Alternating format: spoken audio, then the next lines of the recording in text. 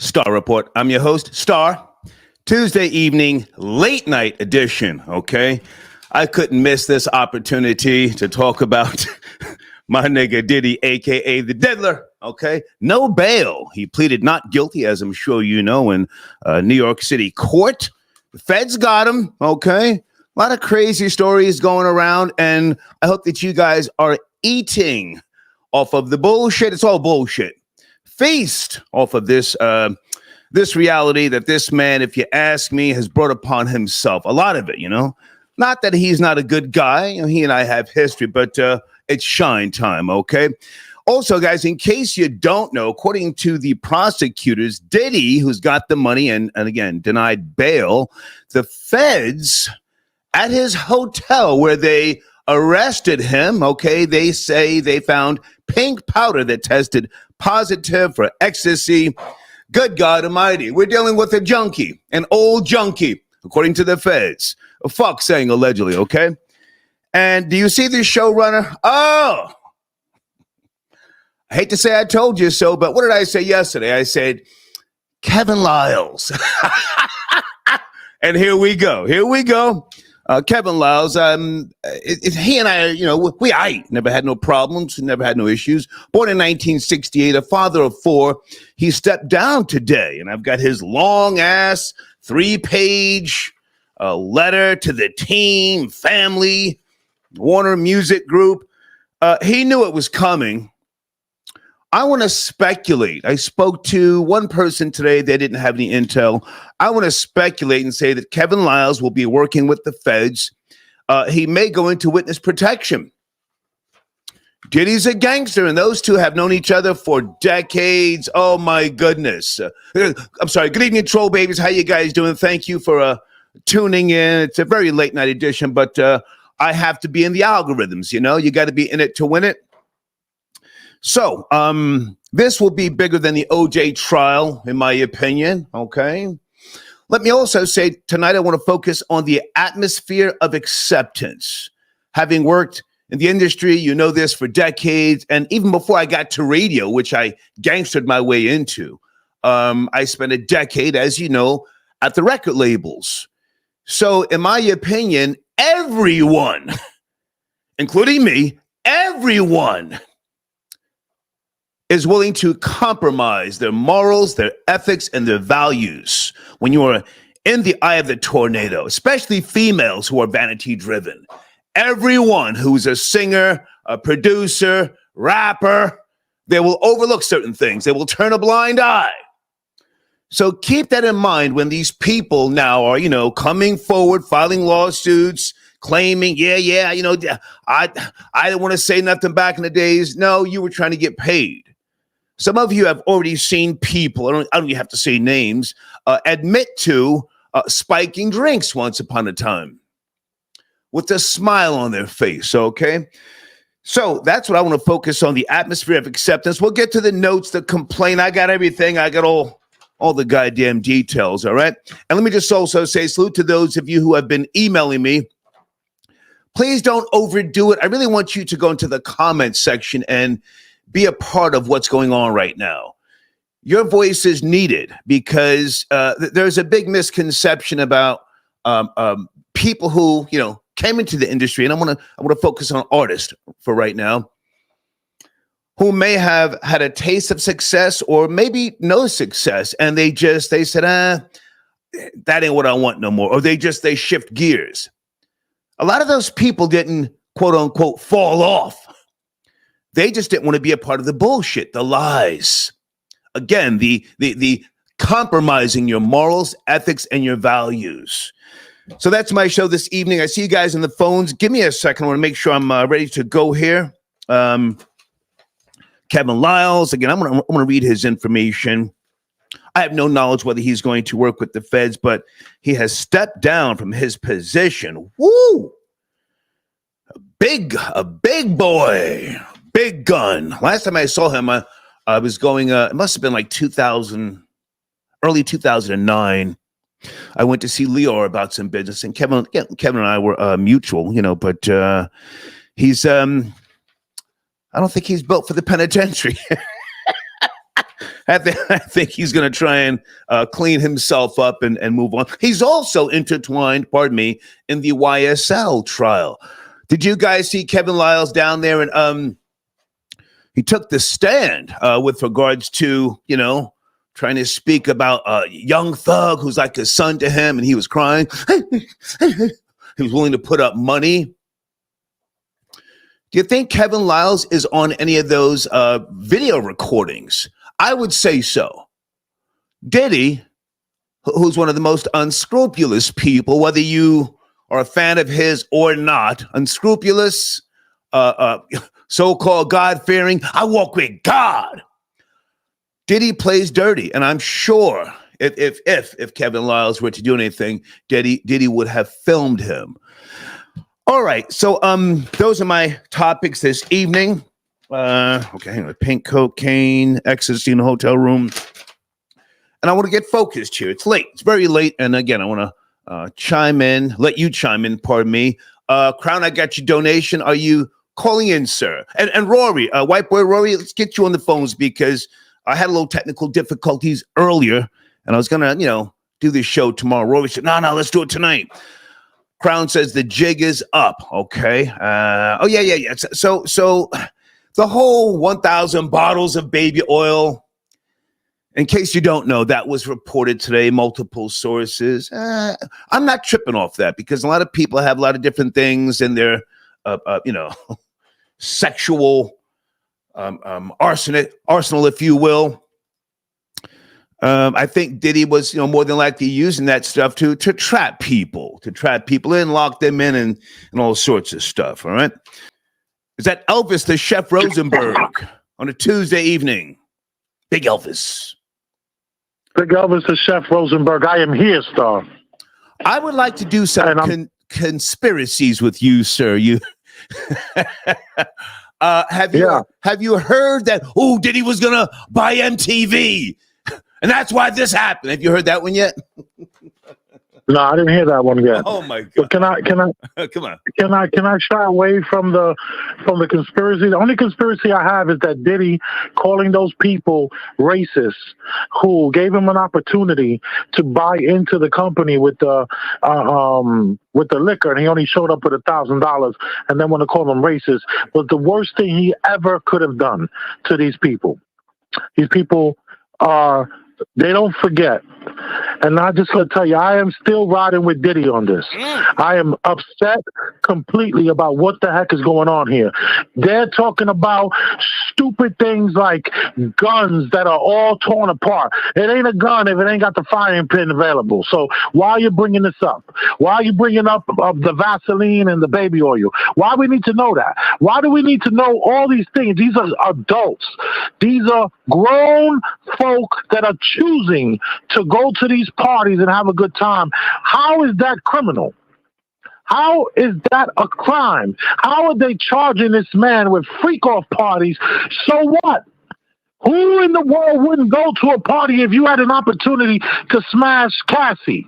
I don't know a man who ain't gonna do that.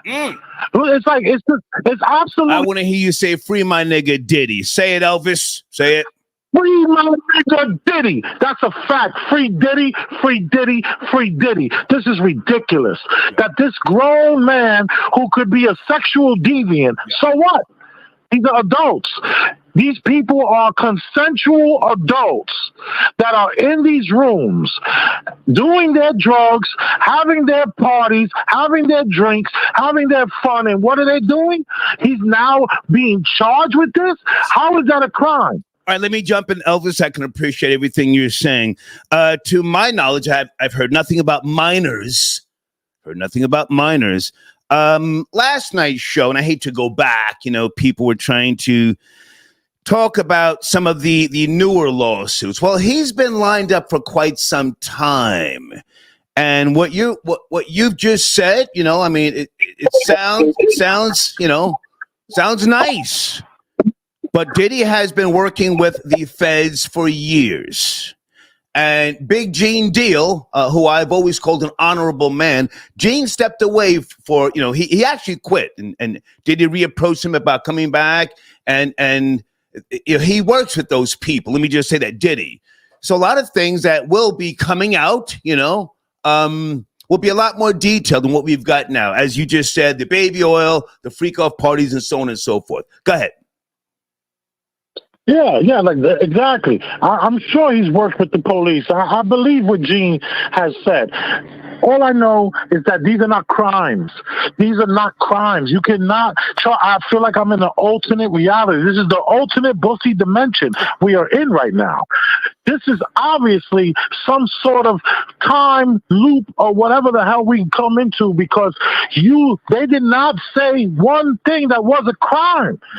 So what? He's a sexual deviant. So what? He's a freak and likes to do freak off parties. Who doesn't? Okay. They got this club called Posh. Every couple of months, right. Posh throws freak off parties. Yeah. This is legal. Yeah. All over the country, all over Texas, all over Atlanta. How you doing, Per? But all over these places, they have these events. All right, listen, Elvis, I have to jump in. I can appreciate your passion. Kevin Liles has stepped down, sir. Now, you are the guy who calls in. You always think people are actors. You think that we live in a computer simulation. Oh. Computer simulation. Speak to Kevin Liles stepping down before you go. That's real. That's real. Go ahead. I think Kevin Liles is stepping down because he don't need to look at people every day while this is going on. He doesn't need to walk into an office and have 45 people say, well, have you heard anything? What's happening? What's going on? He don't need that attention. He needs to back the F away, which he could have done years ago. These people are not in it for the money. They're in it for the glory. They're in it for the clout. He don't need all this negative activity surrounding him every day. Okay. He don't need nobody on his neck asking him questions. So it's best to just step down, get away from this, back up a little bit, spend some time with them kids he got, and whatever. That's how I see it. I see it as a smart move. Okay. But free Diddy. All right. This is ridiculous. Are you posting content on your platform, Premium Black News? Oh, I am. Yes, I am, and I'm gonna put on my my bad boy chocolate factory jacket. I'm gonna pull it out of storage and wear it that day. All right. Thank you, Elvis. Yo, Star. Respect to your show. Respect to everything you're doing. But free Diddy. Okay. That's a fact. Okay. Free this man. Thank you. Big Elvis, the chef, tapping in. Area code 973, late night edition. Diddy denied bail, pleading not guilty. Are you up to speed? 973. 973. Yes, no, maybe. Please do not kill the vibe. Free my nigga David. Yo. Okay, good evening. Are you there? What's your deal? Yes, sir. Star 657. Good evening. Man. Good evening. Hey, what's going on, man? I just want to go ahead and say, man, this shit is a long time coming. This is a domino effect. We are going to see a lot of the mighty falling, from Diddy to Kevin Liles. I'm looking forward to possible Leor Cohen. I mean, I think. Are you just a natural hater, sir? Why are you looking forward to this? It's not necessarily hate, but as somebody that's paid attention to the things that have gone on in the industry, I can say that a lot of these people have had a hand in some of these things that have occurred. Yeah. Look at them. They're all complicit. It's not hate. I promise you that. Okay. If you're just being objective, that's fine. But I need you to watch the language, please. You slipped it in, okay? Watch the language, please. Yes, go ahead. Sir. Go ahead. I respect that. Go ahead. So, allegedly these people would be complicit in these acts. And, I'm looking forward to the domino effect. I mean, it's time to clean house. A lot of these people have been controlling the music industry and, all of that for all of these years. And, it's time to see some new blood in there, some people that can possibly do the right thing. Okay. If I can respond, are you or have you ever been in the quote unquote music industry in terms of business or an artist yourself? No, Okay. I have not. I'm just a great fan. Okay. I'm a hip. Well, let me just say this then, since you're on the outside looking in, getting rid of whoever, however, Diddy, if he is guilty, and I'm going to say if, I have no firsthand knowledge. I've never partied with him. I've always denied all the invites given to me. There will be new demons who come in. New demons. The industry itself, again, is vanity-driven women and people who are willing to compromise their morals, ethics, and values. Don't ever think everybody's going to be straight-laced at some point. Yeah, it's better now. No, that's not what it is. People get in for a certain reason, and that reason is to either exploit someone and or themselves. Just want to say that. Good, finish up. Okay. I just want to take the time to thank you for allowing me onto the show to state my opinions. And again, these are just my opinions. None of these things are true. Yeah. I want to thank you again, Star, and I'm a lifetime listener. Thank Have you, a great day. Salute. Guys, I've got my PayPal information on the screen here. Aside from Cash App, okay? I just wanted to make sure I'm always promoting the PayPal. starboyradio@gmail.com. The Cash Apps are fine. I appreciate your support. Rory, I see you in the queue. Sit tight. White Boy Rory wants in. 347, okay? Let me get Rory in here so we can pick up the pace a little bit. White Boy Rory, you said you and I were texting earlier. I was going to shut it down and do a show tomorrow, but you said, nah, let's go tonight, all right? Word. Let's go. Well, get it while it's good, man. The pot is hot. You know what I mean? Yeah, the pot is hot. Yeah, I'm so disappointed in so many of these brothers jumping on Puffy. The way they're jumping on him. A couple of skeezers came forward. Let me say that again. A couple of skeezers came forward and said he did something to somebody. So what? So what? You was in your 20s and you started dating a man that had multiple children and was damn near 40, and you stayed there for a decade, and all of a sudden he's the bad guy. He's the bad. Like, you wasn't a jump off from the get. Like, I guarantee if you look at a background, she banged every guy in her high school. I guarantee that. Are you talking about Cassie? You talking about Cassie? Yeah, that's what I'm talking about. You don't know her background, so slow it down. Don't try and attack her. Well, hang on. Slow down, white boy. Slow down. I didn't mention any names. Well, slow down. I mean, that's who you're talking about. Don't attack her character prior to Diddy. Smarten up. Come on, let's go. Right. Now all of a sudden you got a bunch of especially the African American FBA community across the country are jumping on Diddy's neck. Like, he did something wrong. He didn't do nothing wrong. He's a G. He's a G from New York. He's a gangster. And if you don't like it, so what? Tupac got smoked. He might have had something to do with that.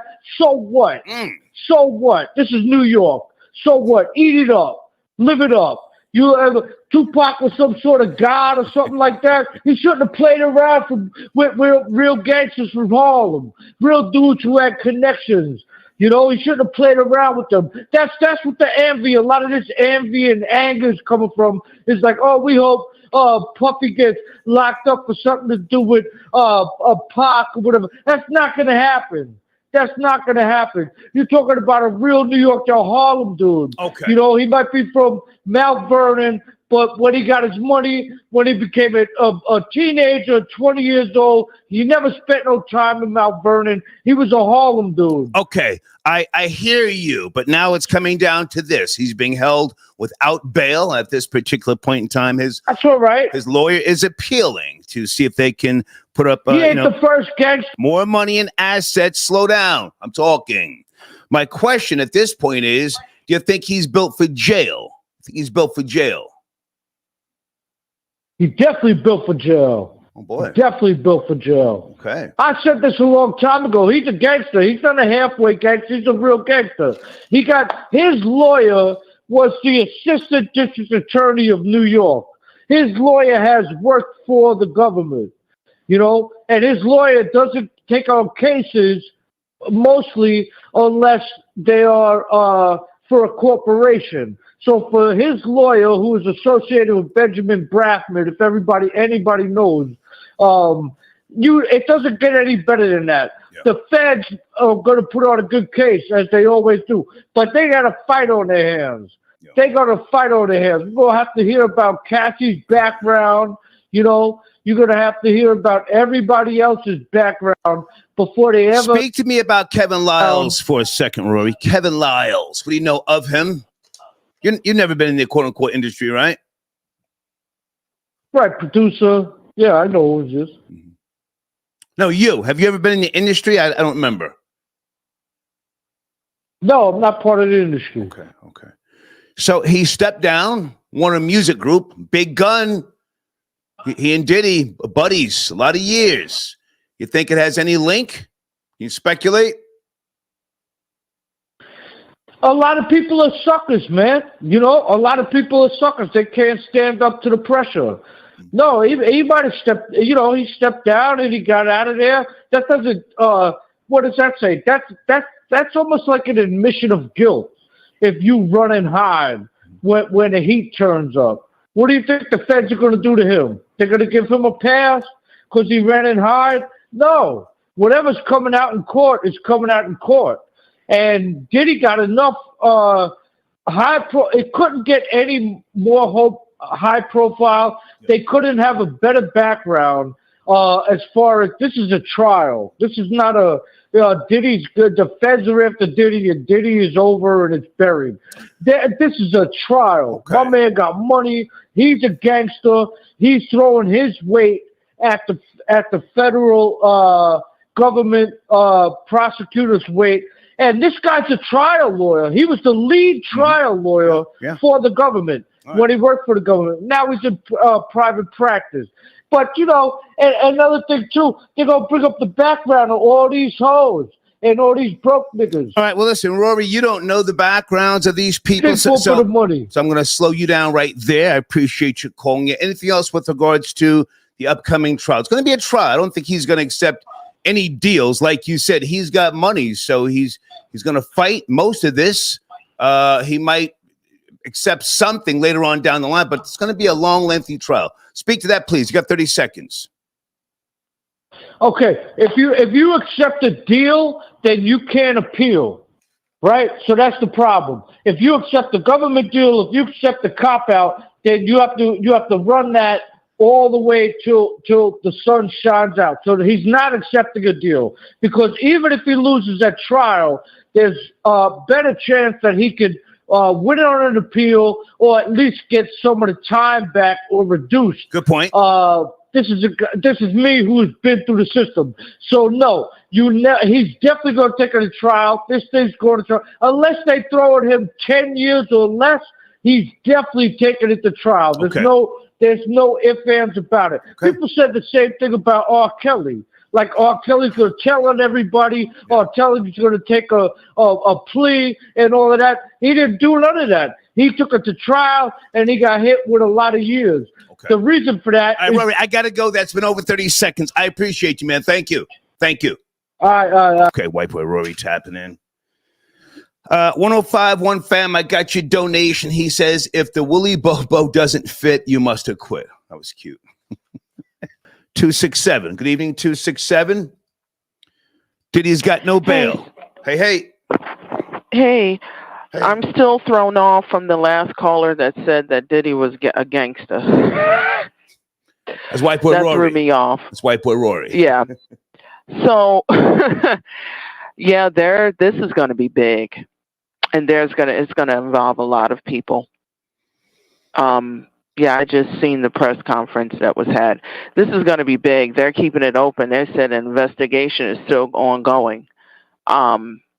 This is going to be something deep. They're not letting him out anytime soon. The whole trial, he's going to be in there because he's a flight risk. So the ball is rolling. This is just the beginning. Mm-hmm.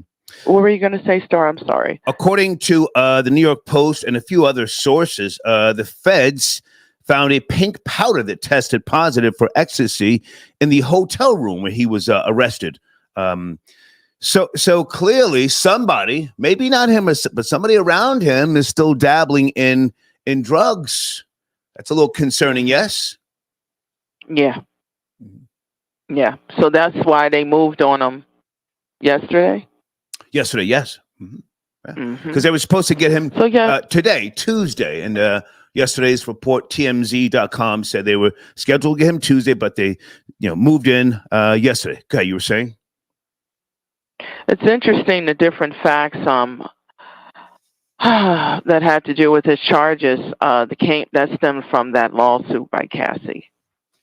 A lot of the things that were mentioned stem from that. But the ball is now rolling, and we're going to see how many names are mentioned, how many more people will be charged. They did them like how they do mob bosses. That's how they're running it. So it is what it is. All we can do is basically sit back and watch. It has begun. So thank you so much, Star. Stay with me for a second. Do you think, I have no proof, do you think that he became this sloppy junkie who was too much of a risk? Maybe he started doing too much. I'm going to say this again. I've never met young Miami, but the way she spoke, not just, during interviews, but on social media, I remember her saying, all I do is shop and get my ass licked. And then I looked at him, somebody who I've, had respect for over the years, and this is who he gravitates towards. Do you think he just became sloppy and too much of a risk for the feds? What do you think? Yeah, I agree. I was surprised that he dealt with her. So was I. To be honest, that he dealt with her, not vice versa. So, right. I'll even say she's trash. She's trash in my book. Yes, she's trash. Yeah, she's trash. And I'm like, damn, Diddy, what's wrong? What are you doing with that? I was surprised by that. I couldn't believe it, but something always felt wrong with something was wrong with that whole scenario. So he clearly hit rock bottom. Yeah, to even the way he was moving the last couple of years, something was clearly wrong. Okay. Do you remember when he dressed up as the Joker? The Diddler. Yeah. I'm like, okay, something was happening. So I believe that, I don't know if you call them the small hats. They said, yeah, his time is done. It's over. I think maybe he got into character a little bit too much. Yeah. To the point where that was like, he was in it. Yeah. Like something is wrong with him. Concerning. But you said what? Concerning? Concerning. Yeah. Concerning. Yeah, I'll say concerning. Yeah. But now the ball is rolling, and a lot of things are going to come out. A lot of people. And when I heard that there will be most likely other people charged, my mind went to Kevin Lyles. The one that you mentioned. Yeah. Yep. What you said yesterday, my mind went straight to that. I said, Star knows something. Not something, but he's on another level. Star's on another level. My mind went straight to him. So thank you so much for having me up. Okay. The call. Thank you so much. Take care. Bye-bye. Okay. 929, good evening. It's kind of late. We're talking about Diddy denied bail. Are you there? 929. Yeah, how you doing, Star? This your boy Aladdin. I see you a long time. What's going on? Okay, man. How are you, man? What's cracking? I've been good. I was in the music industry. Okay. And I figured I'd chime in. I first met Puffy in 2000 in the club through Kim Porter. Okay. And, she sat me next to her in VIP, and she introduced me to Puff. I shook his hand. He was cool, but then, in the middle of the club, when he wanted to leave, he was acting like a maniac. But he couldn't get out of the club. I saw his temper tantrum. I kind of know. So homeboy got a little crazy in him. What year was that, sir? What year was that? It was 2000. It was the year 2000. This is when I was an intern at Desert Storm Records. Okay. Yeah, remember I was at with DJ Clue. Records for a couple of years. Homie DJ That's Clue. Right. That's right. He gave me my start in the music business. I think you and I spoke. I think you and I spoke before. But now, hang on. To be fair, he was acting what? Would you say sketchy? Yeah, when he all right. So when they had to leave the club, he couldn't leave. There was a crowd in front of him, and the security guard was in front of him, and he started throwing his hands in the air and shouting like a child because he couldn't get out as fast as he wanted to. And then there was another time I became good friends with Loon. I'm from Harlem, so I became real good friends with Loon, and I was at Daddy Studios with Loon, and he came into the private area. Me and him were just talking, watching TV. He was recording some song with T.I. Okay. He came in the room and was acting like kind of salty with him. So I've been around him twice. I don't really know him, but he's just weirdo dude. You know what I'm saying? From the times I've been around him. But hang on a second. Wouldn't that be understandable if he was acting a little uptight in the year 2000? Because in 1999, that was when the shooting took place with Shine, right? J-Lo, Club New York, right? Yeah. So you may be right. Yeah, that might, you know what I mean? But we was in a club atmosphere though, Yeah. But anyway, that's my only two interactions around him. I don't know him. I don't know him at all. But what are your thoughts with regards to the charges, sex trafficking, kidnapping, and all other sorts of things, and no bail? Man, what do you think?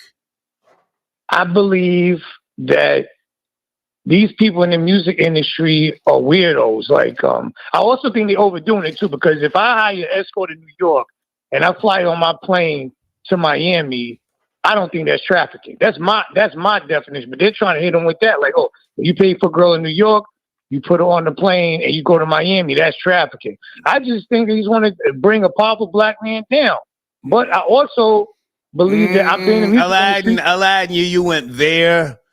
You went there. Come on, man. If I pay for a girl in New York and then she willingly accompanies me to Miami, that's sex trafficking? Right. No. Stay with me. No, the whole powerful black man thing. You went there. And let me just say this, because I'm starting to remember you and I spoke. Yes, you Desert Storm.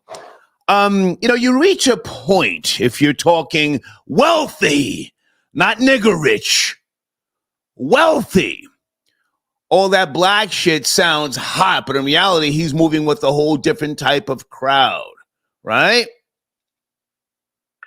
Yeah, I feel that a different type of crowd. Hang on. So all that black shit sounds hot, and a lot of people can be conveniently black, That's not to say he has, lost himself, but it's a certain status. You get up there, you're wealthy, not rich. I don't know his finances, but I would say he's got more than what people have found. So let's say most of the charges are bullshit charges. But you, having worked in the industry, do you think that someone of his magnitude could have gotten sloppy? I'm going with and this is just me, I'm going with the narrative that he got sloppy. The pink cocaine, that low life, and I shouldn't clown her like this. She's a young female. Young Miami, you've got all these tapes of people. What are you doing, man? Get it together. Get off the drugs, go on vacation, clean yourself up, or else they just pushed the button on him. Go ahead.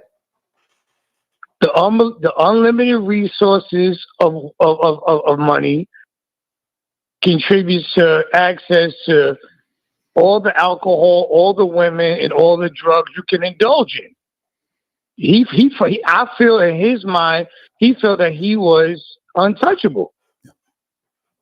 And that contributes to your degeneracy. His money had no stop on it. None. And everybody in the music industry, like you said earlier, they all want to be in the game. They all sell their soul. I've been around all these lunatics. Mm-hmm. You got a bunch of clown cake dudes that look weird. Facts. They're very awkward looking. They can't get women off their own merits. Right. So they get in the music business and they use their status and their power to get access to beautiful women. Right. I've been around all of them. They're all clown, weirdo-looking niggas, bro. I'm sorry to call you bro. They're all weirdos, man. Okay. I'll even say attractive, because A lot of these females that you might think are pretty on face value are ugly on the inside. Ugly. Absolutely. Just want to add that. Go finish up, man. Go finish up. Because they all grew up, living off of how they look, and they had to develop a personality. Yeah. But what I'm saying is with the music industry, I've been around all these guys, all these A&Rs, all these presidents. Like Kevin Lyles look like a little treasure troll. Like, come on, man. They all weirdo looking dudes. And they get in the business to get women. They get in the business to get status and money, and everybody wants to be around them because they're connected to some artists, which gives them access to women. Okay. The industry is full of these weirdo looking dudes. Yeah. You know what I mean? That were never supposed to be popular in the first place, and the game made them popular, and then they lose their mind. Great point. I got to check out the calls, man. Thank you. You take care. Yeah, thank you. Let me go to area code 413. Good evening. Diddy denied bail, possible flight risk, possible junkie, and Kevin Lyles has stepped down. Are you there? 413? Yo, Star, I'm here, man. Panna the Canna, man. What's Gucci? Panna, how are you, man? Good to hear from you. Man, free Diddy, man. Bad boy for life. Let's go. Free Diddy. You know what I mean? Free that man. I'm quite appalled at just how things have just unraveled.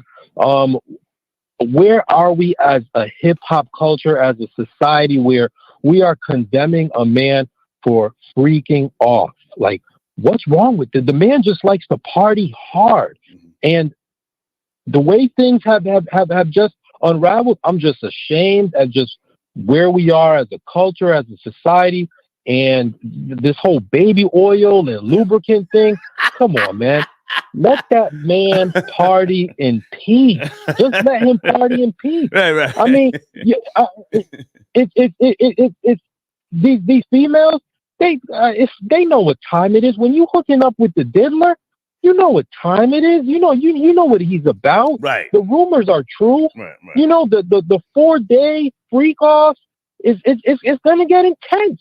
You signed up for it. So where we are as a culture, that this man is sitting in a cell and he's worth damn near $1 billion and rock the vote. You know, he basically helped put Clinton in office, and then Obama. Come on, man. You took it back there. Oh, okay. Hang on a second. I can appreciate what you've just said, Pan. How old are you, and are you a father? I forget. You and I have spoken before. How old are you? Yeah. I'm 47, and yeah, I'm a father. Okay. If it were one of yours, would you feel different? You see, that's the way you have to sometimes look at this as you get older. I'm not a father of any biological kids, or none that I'm claiming. And, over the years on the microphone here, I have to look at things differently sometimes. I have to be a little bit more understanding of people who do have kids. I can't just, attack like I used to. You follow me?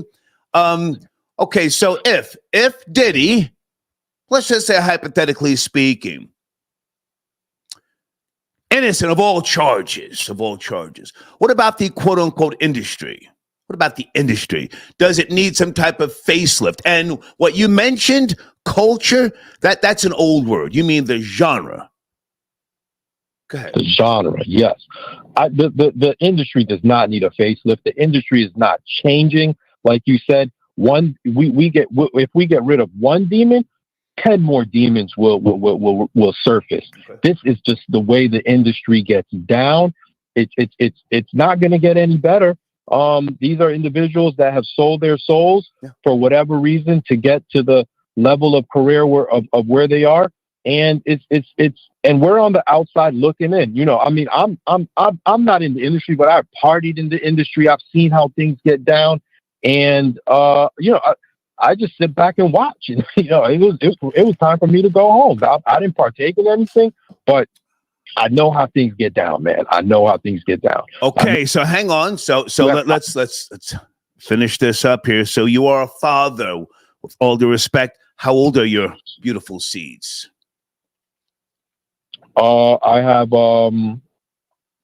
28-year-old or soon to be 28 and an 18-year-old. Okay. So the industry that we're talking about, I mean, it eats the young, chews them up, spits them out. People like Diddy, I'll say allegedly, prey on the young. That's why they always want to sign new talent, fresh, bubbly, excited. You don't want to sign. Nobody wants to sign a 50-year-old, even a 40-year-old rapper. So if it were one of yours, and I say this with all due respect, would you feel differently? Would you still say free Diddy? That's a flip side of the coin. Once it hits home, that's a whole different topic. You know what I mean? And if it was one of my little seeds, then it would definitely have to be a whole different conversation. But it isn't, and I'm not in that situation where I'm the father of some of these individuals that are calling themselves victims. So I'm going to continue to say free Diddy. Okay. I appreciate the call, man. Thank you, Panna. Yeah. Thank you. Okay. We're having a good discussion. Something else I wanted to say with regards to Kevin Liles, in case you don't know, according to TMZ and multiple sources, Kevin Liles stepped down today. Let's be fair. Maybe Kevin Liles just reached a point where he said, hey, I can't do this anymore. He's born in 1968. Co-founder and CEO of 300 Entertainment. In 2020, Kevin was recognized by Billboard magazine as R&B /hip hop executive of the year. Always respectful to me. I will say that. 424. Yes, sir. Yes, Star. Sir. How are you? Good evening. It's cracking. How you doing? I'm Big Steve calling from LA. Okay. Let me just say this. Sean Combs, he possibly had the greatest run of all times. Okay. When it comes to this fly nigga stuff, right?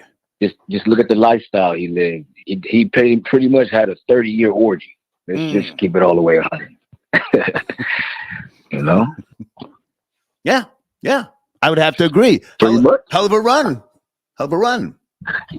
Yeah, when it comes to I'm 33. Right. I just turned 33, so I'm a little younger. And these days, that's how we get out. People, I feel like people are way too sensitive when it comes to this Me Too. And, when you got consent on both sides, it was cracking. Now, that's not to say that some of the claims are not valid. I'm not trying to, dismiss people's claims, but you're right. Hell of a run in this type of a climate.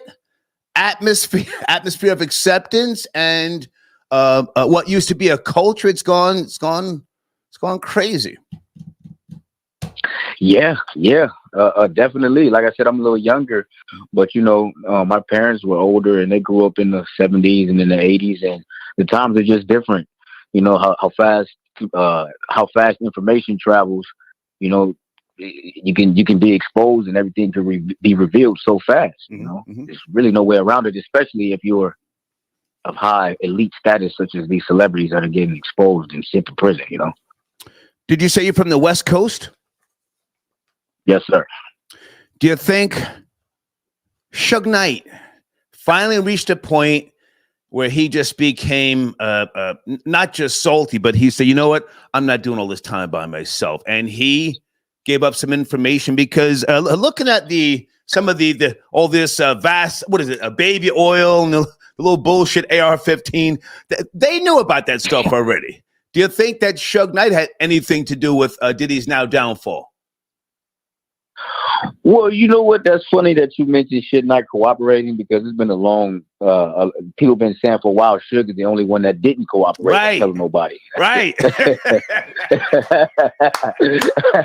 So I caught you there, big nigga. I caught you there, but yeah.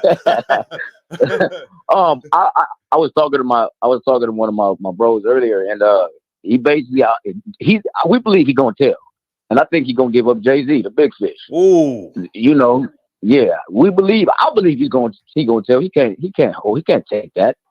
He's been a millionaire, multi-millionaire for the past 20, 30 years, doing whatever he want to do, going wherever he want to go. When they put him in some, a pair of scrubs and some socks, he's not going to by himself and high power. He's not. But now, hang on a second, sir. I gotta pull it back to my question. Do you think that Shug, born in 1965, 59 years of age, this nigga's doing, last I heard, 28 years. He's going to die in the penitentiary. Do you think that Shug probably said, I'm not doing all this time by myself, and implemented Diddy in something from the past? It's just a question. I don't think so. Okay. I highly doubt it. Okay. I highly doubt it. I appreciate the call. Thank you. Yes, sir. Have a good night, sir. Thank you. He mentioned Jay-Z. Let me ask you guys a different question. Do you think Jay-Z pushed the button on Diddy? If you look at Jay's track record, and look at the sad reality of how he's doing Dame right now. Dame's back on the block selling sneakers. No disrespect. Jay did a whole bunch of people dirty. D-Haven and a host of others. Let me look in the live chat real quick. Did Jay push the button on Diddy? This nigga had a hell of a run. He's doing too much. The nigga still on coke? Coke? Who does coke in their 50s?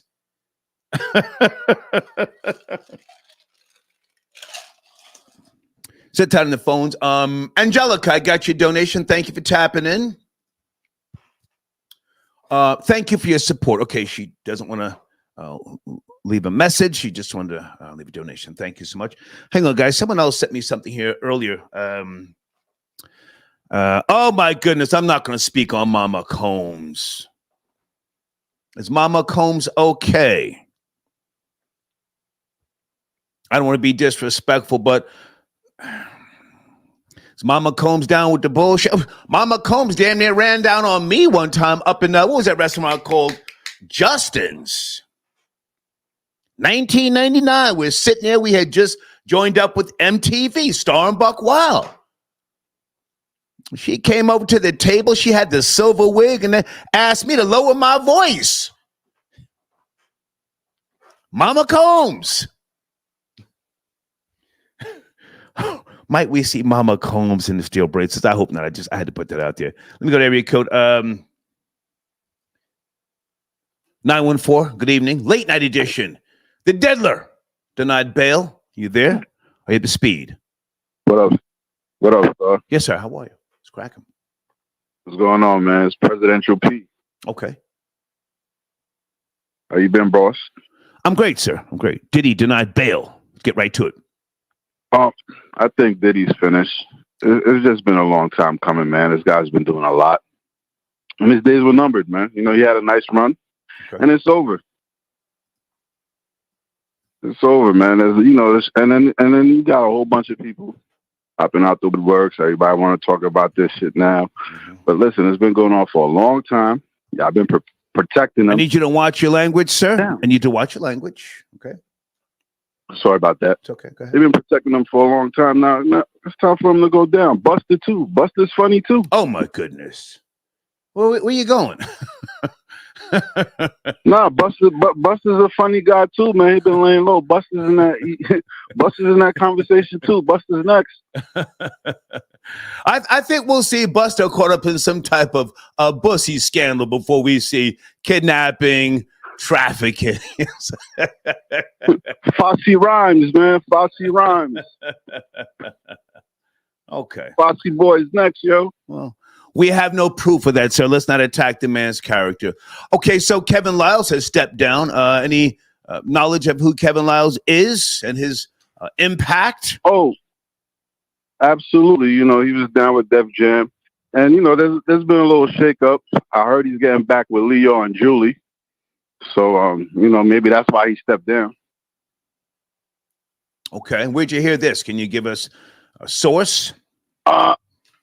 I can't Right. It's been floating around. Oh. It's been floating around. Floating around where? Sir, Julie, sir, floating around where? Tell us. We want to know. Floating around where? I heard Empire for sale, and I heard the old Def Jam regime is going after it. That's what's going on. They're going to bring back Def Jam, is what you're saying? They're not going to bring back Def Jam, but those three were together over there at Def Jam, and I heard Empire's up for grabs. Okay. They're in the live chat saying you're on coke and you're full of shit, but I'll let you finish up. Yeah, they could all eat a dick. Okay. All right. Well, I gave him a chance to speak. Stacy Glore got your donation. Thank you so much. Let me put Stacy's information on my showrunner and others. I appreciate your support. Also, Hudson Tubbs. Skylar Saunders, are you out there? Skylar's got a video we're going to post. Skylar, any insight on Kevin Lyles? I think he did a video on Kevin Lyles. Skylar Saunders. Are you awake? Are you with us? There you go. StacyGalore.com, and there's the Cash App, folks, for those of you who do want to support the machine. I don't want to read this whole thing from Kevin Lyles. It's 3 pages. From the start, 300 was centered around the idea that when you intensely focus and sermon, oh my God, a decade of influence. Oh my God. The cultural impact we created in 10 years. This says to me that he knew long ago this day was coming. This is not something you whip up within 2 days, not even a week. This is long as hell. Just want to point that out there. Let me go to area code 757. Late night. The Diddler denied bail. You there? You have to speed. 757. Yeah, I'm up to speed, brother. Sir. I'm up to speed. Are you the gentleman who called last night, sir, and you have Parkinson's? No, what the hell? Okay. No, bro. No. I ain't call. Hang on. Somebody called last night, and there was a lot of chopping, and I accused them of chopping up coke, and he said, "No, I've got Parkinson's." I just wanted to say, my bad if that was. Yo, stars, bro. Chill, man. You off the fucking. I'm gonna donate. I'm gonna donate for that. Where do you want to start, sir? You wild. Where do you want to start, sir? Man. Hey, you remember when Diddy was going through that situation with that tequila distribution company? No, sir, I don't. I don't remember, sir. But come on, where do you want to start? I don't remember. Well, at the beginning of the year, I believe Diddy won the settlement, and a lot of this stuff started happening after that. Okay. You know what I'm saying? And this dude is some billionaire dude from South America somewhere. And when they playing with that type of money, they got different type of connections. I just find it funny how all of this started happening after he won that settlement. I just find that interesting. You know what I'm saying? Well, let's do a conspiracy, sir. Black people love a conspiracy. Let's go there. Oh, Diddy was getting ready to buy MTV. He had no problems until he was getting ready to buy MTV. Go there. But that's how it always. They got a record of that. They do got a record of destroying every black man that comes into a lot of money and got a lot of power. And they already know we run the culture, but they did Michael Jackson, Puffy, Martin Luther King, Malcolm. They just destroy us eventually. And what was Martin Luther King getting ready to buy, sir? I missed that one. What was he going to buy? They killed him. I need you to watch the language, sir. Watch the language. But now, okay, but you said destroy a black man. Were you talking about purchase something like Bill Cosby? Oh, he's going to buy NBC, and then they did him dirty. Or you just saying, powerful MLK? I'm just saying they never allow us to sustain power until the end, until our ending. They always find a way to destroy everything we created, and then they drain their finances through all these court proceedings. But with Puff, man, everybody knew what Puff was doing. Everybody knew everybody knew Puff was a freaky dude.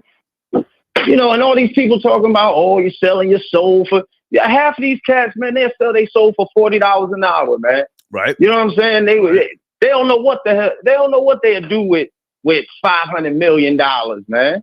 That's a different type of money. You can't even, Cassie, I can't even fathom where you would be at mentally when you have that much money for that much amount of time. You'll get bored, man. I'm so glad you said that. Stay with me. Stay with me.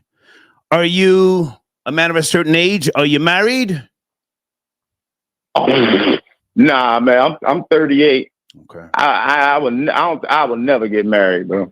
That's a scam. Okay. Well, hypothetically speaking, if you were to get married and you were, let's say you were reaching, I don't know, $100 million status.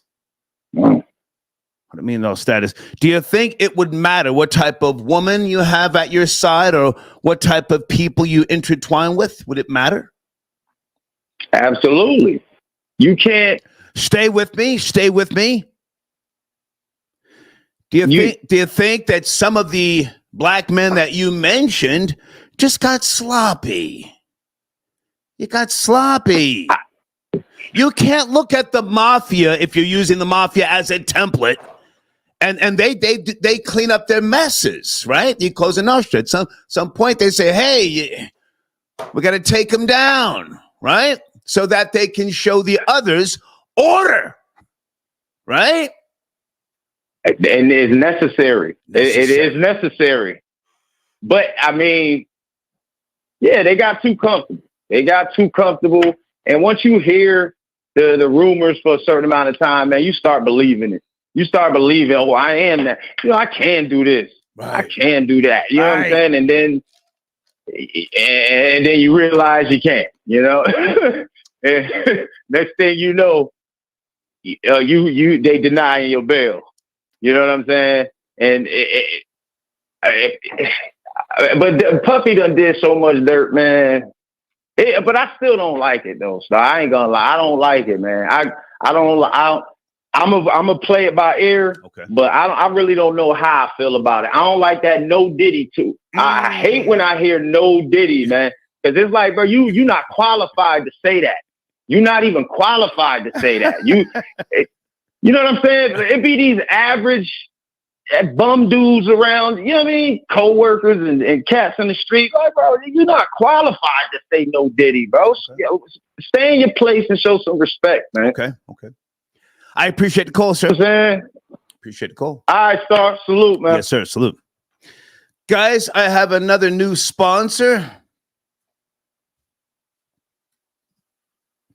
A hardcore punk band out of California.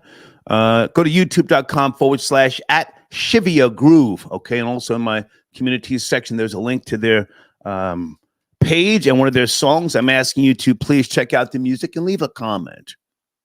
An honest comment, okay? Something else I want to mention here about getting sloppy. The conspiracies are nice. You know, they did him dirty, you know. Bill Cosby was giving women pills to knock them out. Whether you like it or not, that's a fact. Got sloppy. The women who came forward and said, hey, I went to see him and looked up to him. And then the next thing you know, I'm waking up. My panties are on backwards. Oh, freak nigga, Bill Cosby. Martin Luther King. Oh, brilliant man. The FBI had audio of him smashing white women in hotels across the nation. This is a fact. Did you guys know that in the live chat? MLK had a taste for those pink toes. I'm gonna second. Primo Heights 88. We got him. Yeah, so we said that 2 days. We got the Dillo. Thank you for tapping in. Guys, what has Mace been saying? I like what they do. The show with Mace and my nigga Cameron. Has Mace done a segment yet? They just got back, right? And then started a brand new season. People are saying Mace is on Ozempic. Is it Ozempic? I don't know. Let's go to area code 470. You've been on hold for 47 minutes. Thank you for your patience. Are you there? 470. Late night. Yo, Star, what's up, man? Yes, sir. You're on a speakerphone, fly nigga headset. You're wood grain gripping, but we need to hear you, sir. Come closer. Yeah, I took it off, man. I took it off. How are you, sir? What's cracking? What's going on? Doing pretty well. I'm doing pretty well tonight, man. I got this one question for you, man. Well, sir, is it on topic? I don't do call me and ask me anything. Yeah, it's on topic. It's on topic, man. It's on topic. It's about Diddy, man. What you think? Do you think that he gonna snitch on the Michael Rubin parties? Well, I don't know. I mean, he's older than that guy. So I don't think Diddy, as you said, snitching would actually hold any weight, if you will. Snitching. Because, I mean, okay, I'm sorry, good. You go ahead. No, you hit No, I was just saying, if you see how everybody be turning up over there, see how, little baby coming out, little Fruity, Meat Mills, they be on that little, weird shit. But I'm listening. Yeah. No. But I'm saying like that party. Every time I see pictures and everything from there, it's looking like a little freak off for real. Like, it's looking like one of them high society secret type of parties where a lot is going on. Yeah. All you seeing is weird pictures, people doing stuff that you don't really see them do on a regular. So that's all I have for you. Cause last video, last live, you were saying like, who do you think would go down to? And that's who I think. I mean, I said Kevin Lyles. Another person that right. I said Kevin Lyles. You said Kevin Lyles. You said Clive Davis. No, I didn't say Clive Davis. Slow down, sir. I said Kevin Lyles. I said Clive Davis is Clive Davis is somewhere else. And hang on, let me go back for a second with regards to what you said. Snitching on Michael Rubin. Was that the name you said, Michael Rubin? Yeah, Michael Rubin. Yeah. Okay.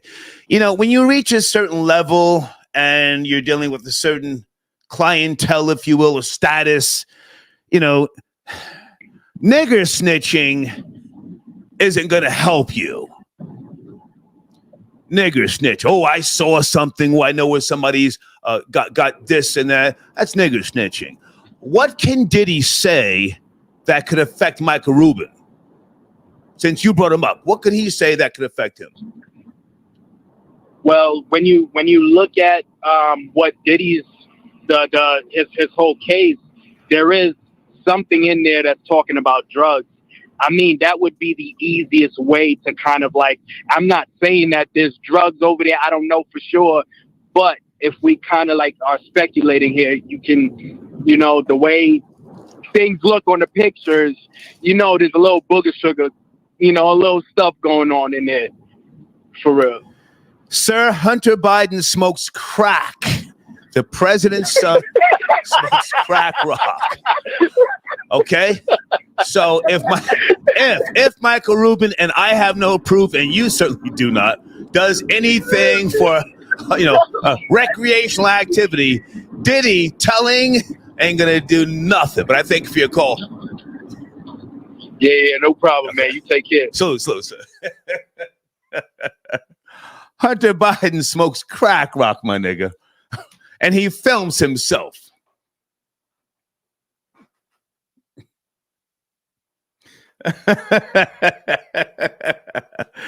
Oh my goodness. Late night conversation. Hold on a second. I want to make sure I'm promoting some of my other sponsors. Jace, are you out there? What's going on? Any new content? The Jace Perspective. Check her out on YouTube. I got a bunch of calls back here, folks. Are you guys hitting the share tab? Those of you in the queue, hit the share the video. It's late. Are you sending in any type of donation? I move fast when there's a donation, and then it brings me to your phone number. I'm just being honest, okay? Let me go back for a second here. Roger Bonds. Guys, how's he doing now? Has he given a statement or is he on the run, Roger Bonds? I would imagine that he will be brought in for questioning. Stevie J. I have no proof, but this would be the time to separate everybody. I wish nothing bad on Diddy, but I don't think they're going to give him bail. How long has Young Thug been locked up for just, nigger nonsense? Nigger nonsense, Young Thug. Sherry Ann, I got your donation. Thank you, darling. She said Mace said he's not on Ozempic. He's just eating fruit and what?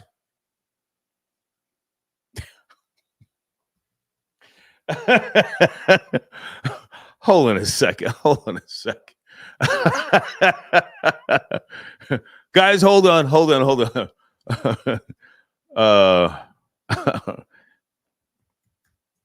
on a second.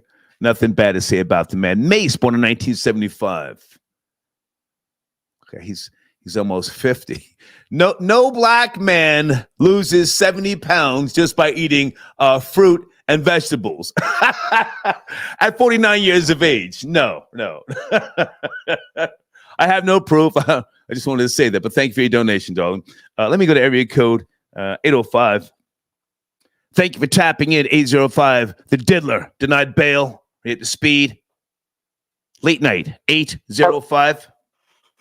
Yes, I'm here. Can you hear me? Hey, baby, how are you? It's cracking. I'm good. How's it going tonight? It's going. I'm just speculating on some things. I want to talk about the atmosphere of acceptance with, the leeches, the scum, the degenerates, and the vanity-driven slores. So keep that in mind, all right? I just have an observation. So the top of the year, okay. I'm watching the Hugh Hefner, crimes, the little mystery stuff that his ex that had the reality show Holly with the other women. Okay. And I got to thinking about and pondering about the Cassie case. And I was thinking maybe in a couple years we might get something like that from a writer's point of view, because a lot of this stuff is going to come out. It's going to have to come out regardless, because I feel like we're in a transition right now. And I really do feel like the party needs to be done. It needs to be over. Like someone said earlier, Diddy had a hell of a run. He blessed a lot of people, and he also hurted a lot of people. There's a lot of people that are unalive, allegedly, behind Diddy. Right. And I just can't wait to just sit back around the holidays and keep back and see the stuff that's going to keep coming out.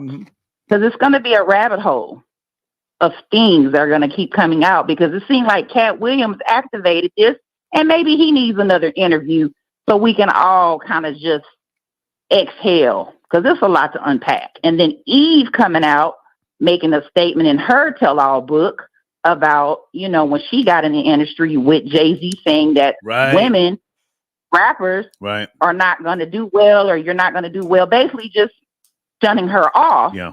Look where she's at now. She spoke about the Gwen Stefani track and how people advised her not to do it. Did she mention Jay in that? I forget.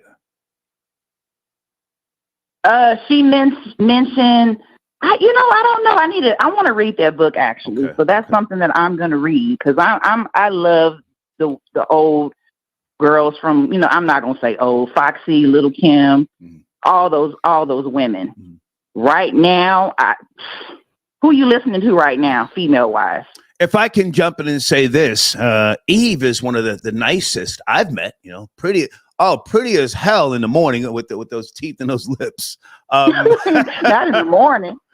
Well, I mean, when people get up and come to a morning show, a lot of times they're sleepy. You can see she's pleasant. Yeah. She ain't got them dark shades on. Bright and early, talking business. She's a really nice person. But let's go back for a second to what you said about a lot of things coming out in the rinse, so to speak. Yes, it's all bullshit. Enjoy the bullshit. I'm here for it. I'm here for it. Yeah, I mean, we got the elections with Kamala and Trump, and it's a lot to unpack right now. And then we got a eclipse going on right now, like a blood moon one. Okay. Hey, it's spiritual warfare out here, people. But I have to ask you this. We need to see it from that perspective too, as well. I have to ask you this before you go. Do you think that he had his run, and you get sloppy if you don't tighten up, and trim the fat, and you can't feed niggas all the time, and especially if you have leeches and hanger-ons and people from the past calling when they need something to pay for a funeral, I don't know, a wedding. Do you think he just had his run and he got sloppy? It really gives like the last season of The Sopranos. Like, hey, some people have to be offed because drugs plays a huge factor. It's a lot of rappers we just recently lost.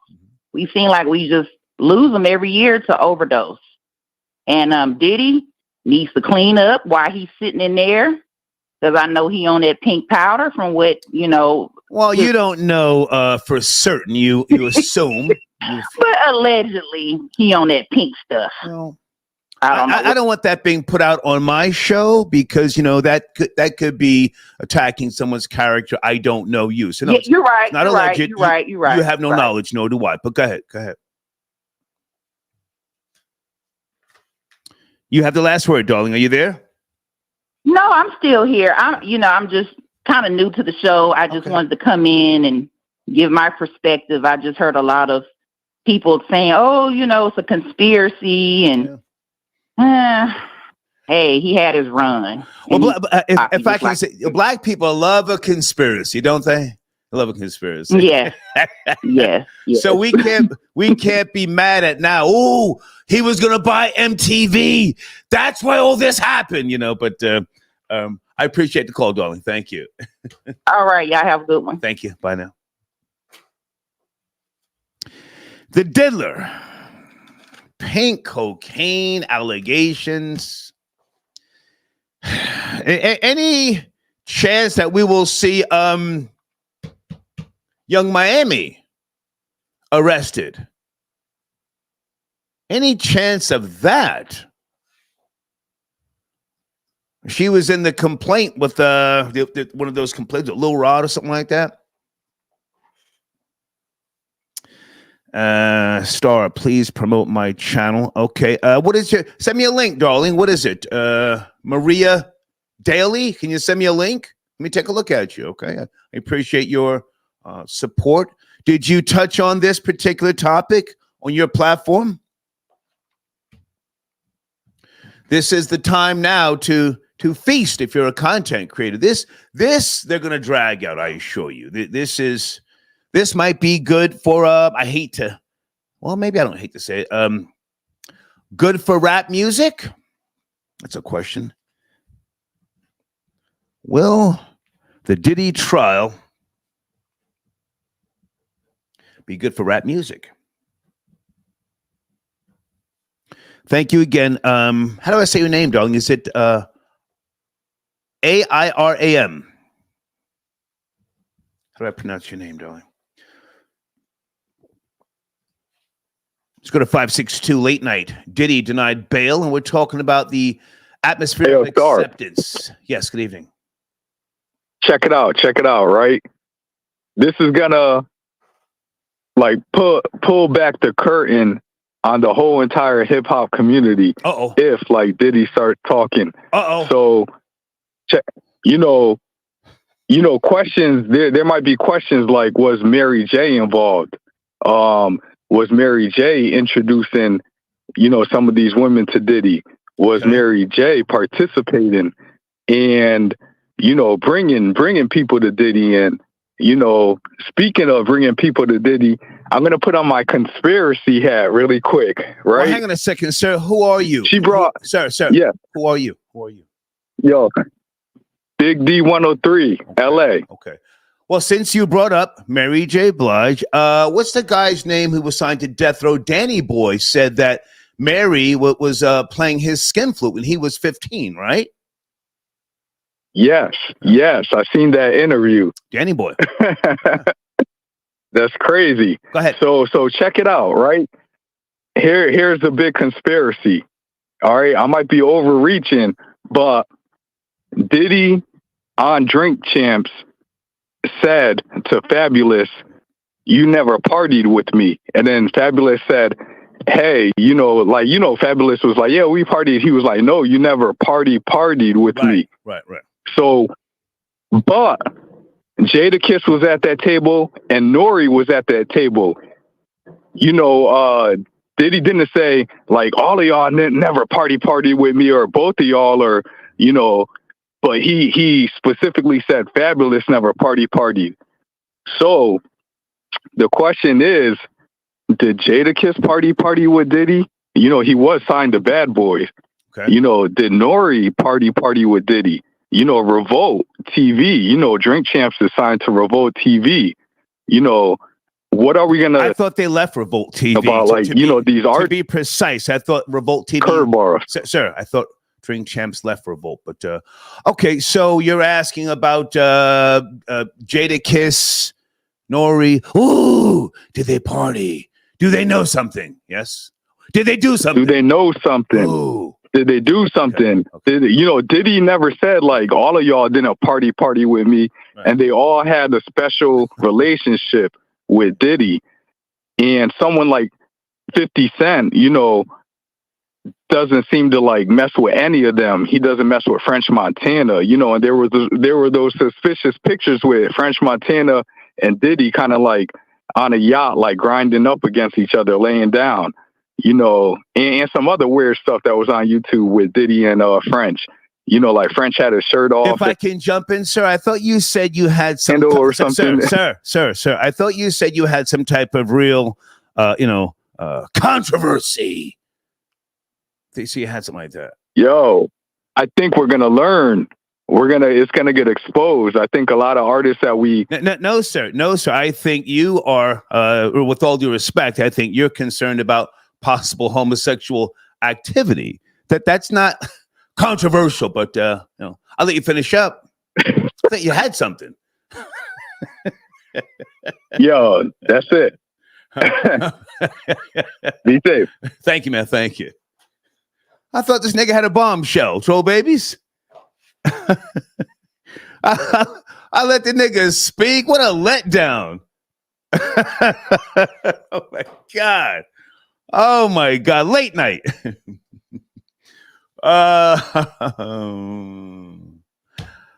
Okay. Who are you? Folks, please just send a screenshot. I mean, if you sending me an email, I can't do everything.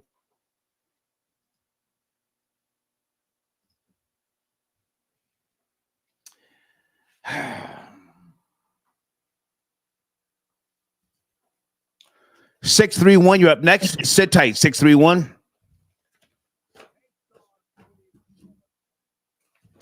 I want to tell on myself a little bit here. A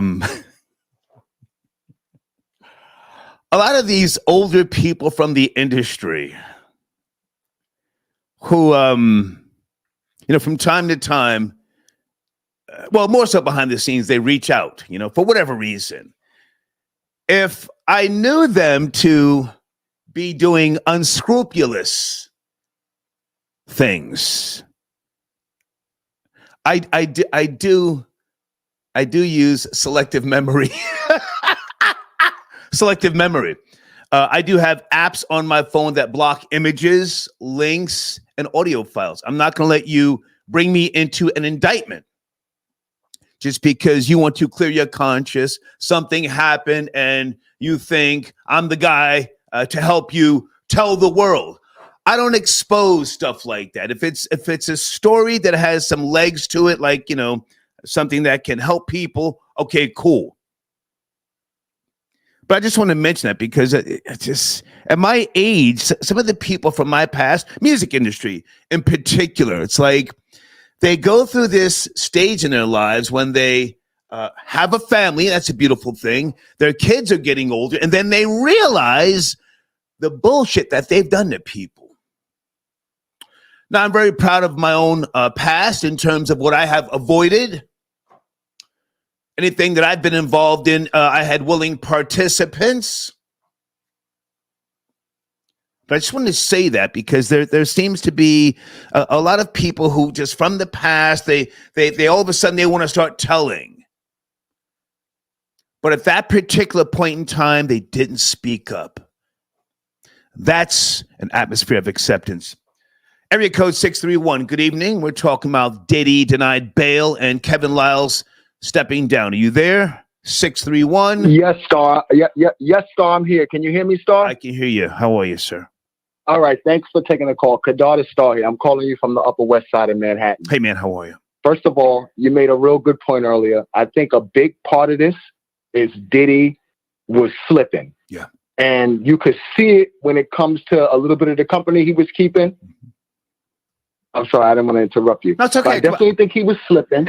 Yeah, he was definitely slipping. And I'm not, listen, I can't judge nobody, but I know a few people. I work in the MTV building now, so I see how this can affect people. They start making decisions, you know, your records ain't selling, and you want to keep people around you. But I want to get to the legal aspect of it. So I agree with you on that. Okay.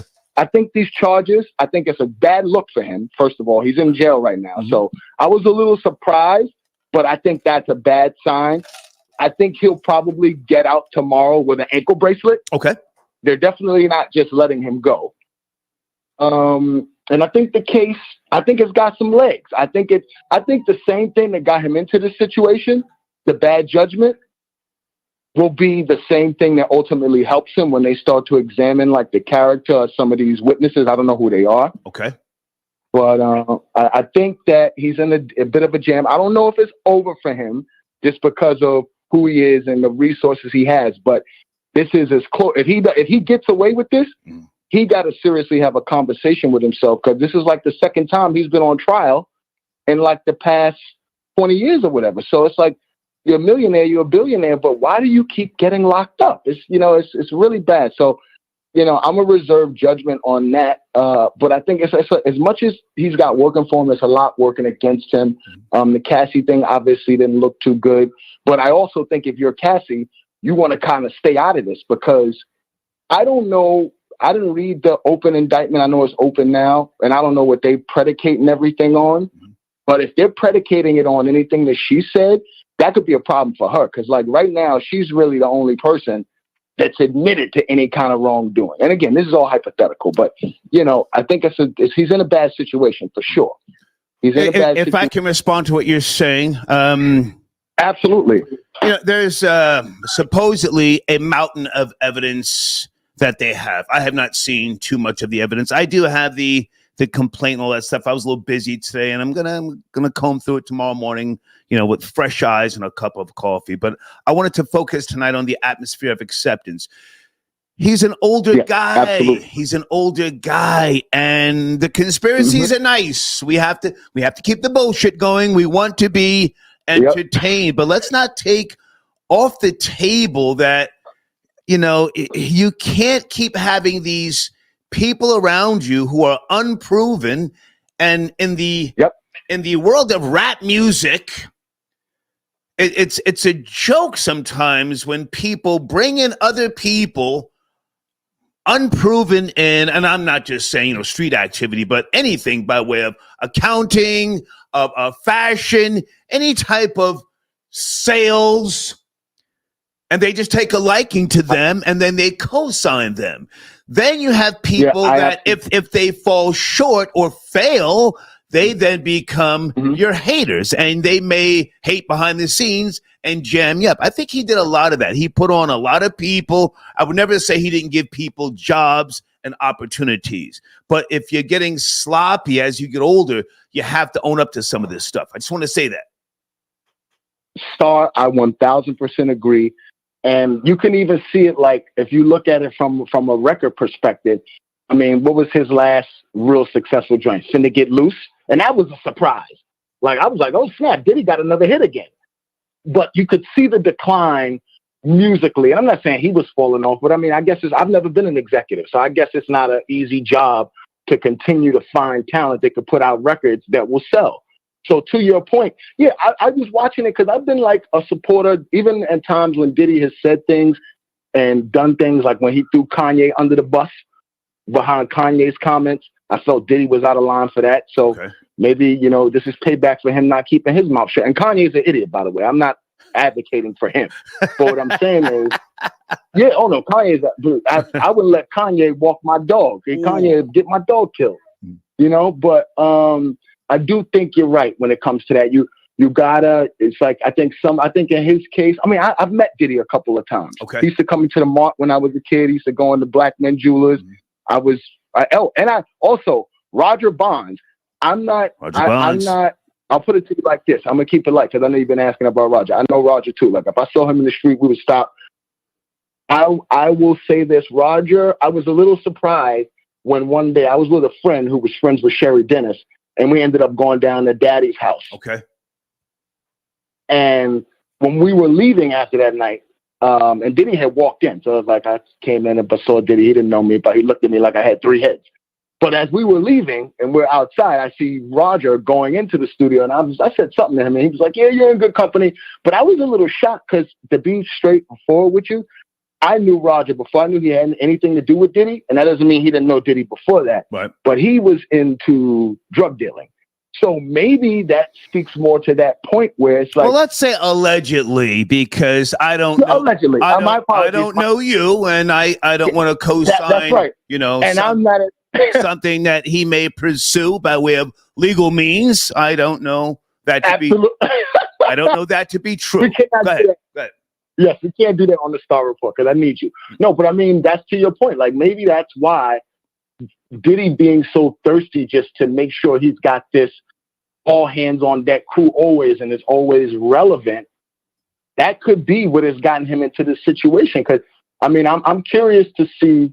I'm curious to watch the prosecution's case unfold. Right now, I would definitely say they got Diddy at a disadvantage, though. Okay. I would definitely say that. Okay. I appreciate the call. Thank you. Thank you, Star. Have a good night, Take brother. care. Okay. Please don't call me a brother. Yes, I can be objective and kick Diddy's back in. I most certainly can. I pride myself on keeping my distance when I was doing quote unquote terrestrial radio for many years, getting invites to a lot of different parties and things of that nature. I just didn't want to mix and mingle with a certain element, if you will. That's the reason why I'm very forthright with telling you my age, born in 64. I did all that in the 80s at the record labels. So I've seen the behavior. I was 36 years of age when I got to Hot 97. 36. I was seasoned in terms of my ideology, my philosophy, and how I moved.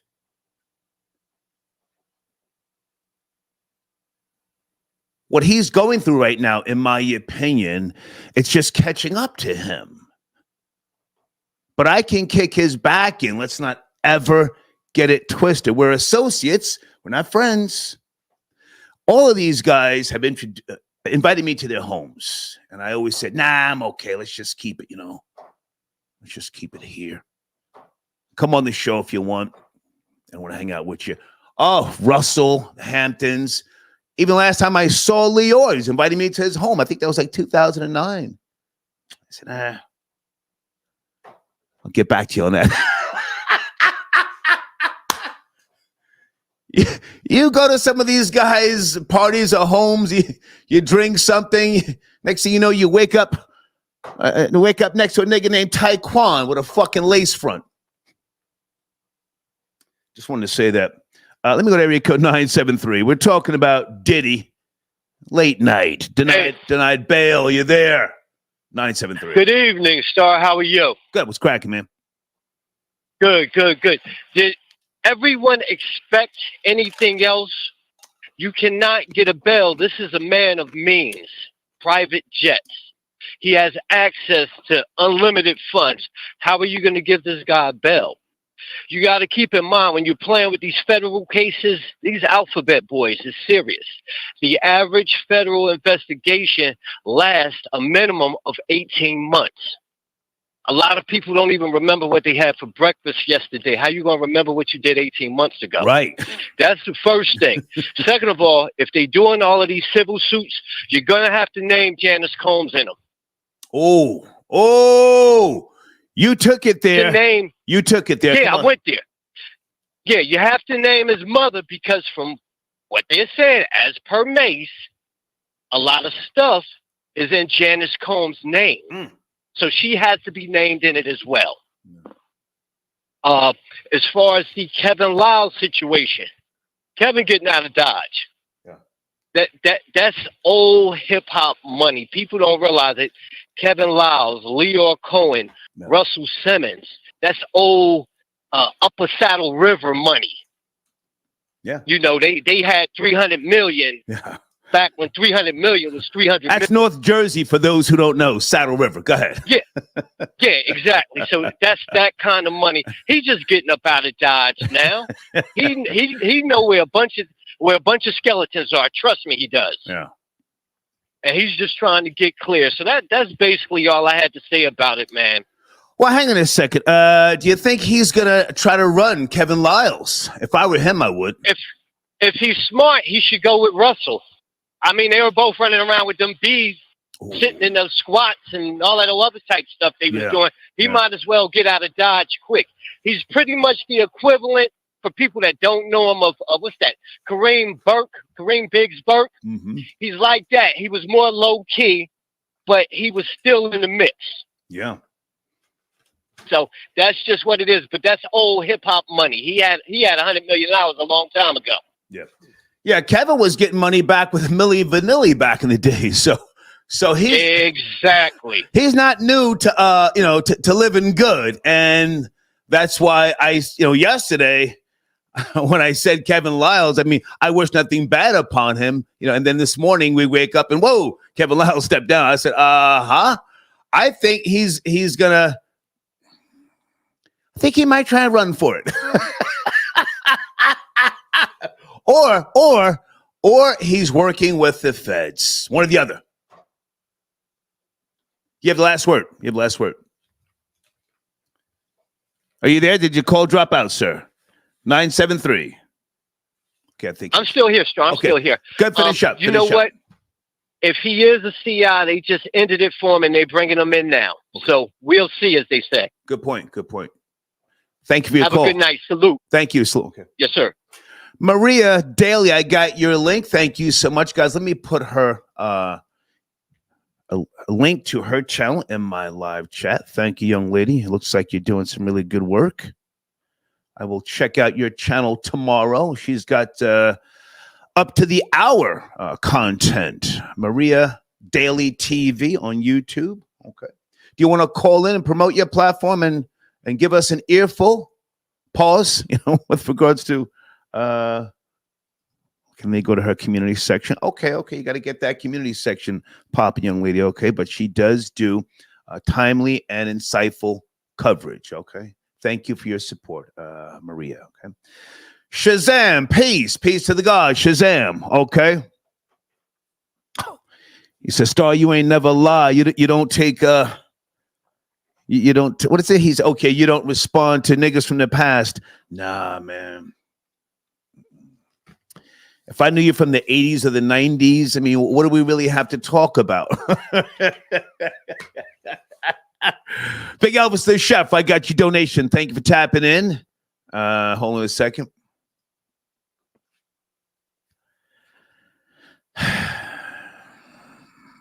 Okay. Stacy Galore says coconut oil is way better than baby oil. Okay. StacyGalore.com, one of my sponsors. Okay. I want to talk to some people who want to. Let's explore. If you think Suge Knight, who's talking, oh, that nigga's talking. He's got a podcast right now, right? Is he doing something with my homie Dave Mays? Suge, he been a nigga talking. Remember, he went on the goddamn, was it Arsenio Hall show? One of those shows he went on, and the nigga had the audacity to say something crazy about how Eazy-E may have died. Anybody remember that? He's an old chatty patty nigga. Let's go to area code 702. Good evening. Late night 702. We're talking about Diddy denied bail. Are you there? Are you up to speed? Okay, I'm totally up to speed. I just have this to say. Hey. I think it was unfair that they didn't give him a bond because Bias Taylor, who was accused of poisoning his girlfriend and unborn child, he's out on a $2.5 million bail. Okay. So if killers can get a bail, why can't Diddy? That's outrageous. And that's really all I got to say. Well, hang on. What state was that in? I forget the case you just mentioned. Nashville, Tennessee. Nashville. Okay. The Titans former football scout. Right. Okay, so was he convicted? I forget. No, he's not convicted. His trial is October the 3rd, but he's out on a $2.5 million bond. Okay. Accused of killing his child? His pregnant poisoning his pregnant girlfriend and the unborn child. Okay. Well, with regards to the diddler, Diddy, his charges have to do with multiple people, not just, a girlfriend and a child, and we're talking about a big gun.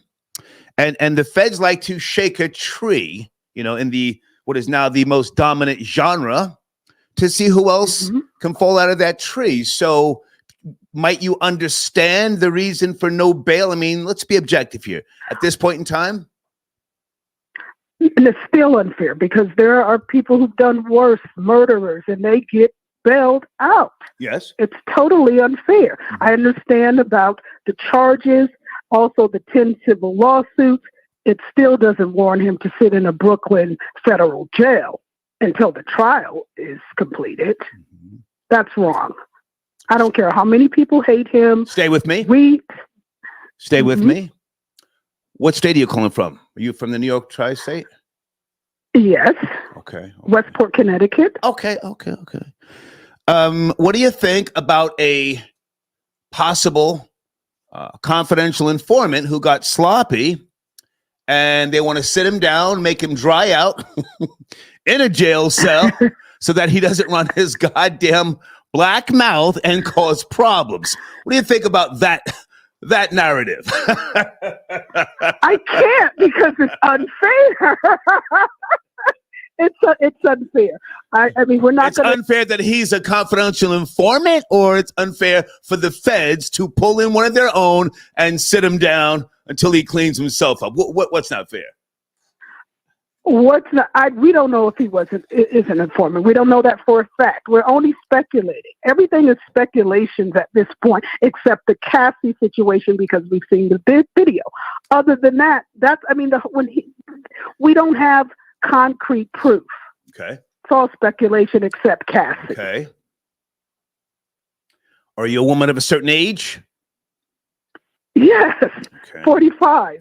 Okay, seasoned coochie. Now, okay, I'm going to give you the last word, but you say you're from the New York tri-state, right? Yes. Okay. All of those big time playboys,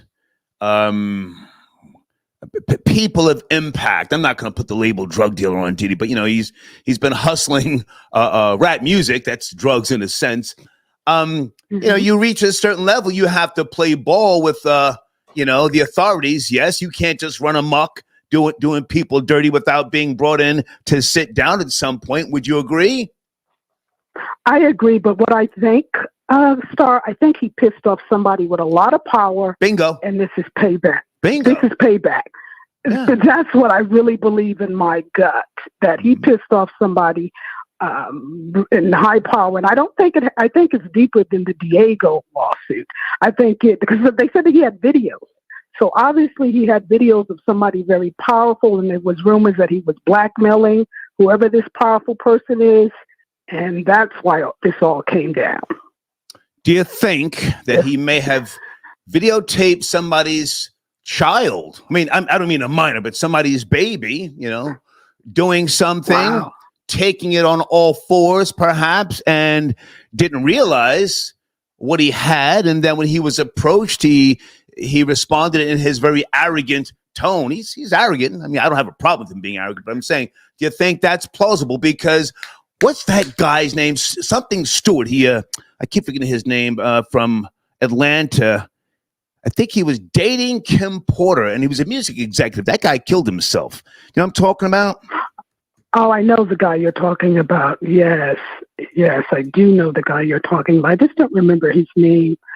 But where Diddy messed up, he should have settled that lawsuit. Shakir Stewart. But before it went public, he could have still been living his best life. Hang on, baby. Hang on. Shakir Stewart died by suicide in 2008, being found with a self-inflicted gunshot wound in Marietta. Guys, was he dating Kim Porter? I forget. Was he? I don't know about that, but I heard about he might have known her. He was a friend.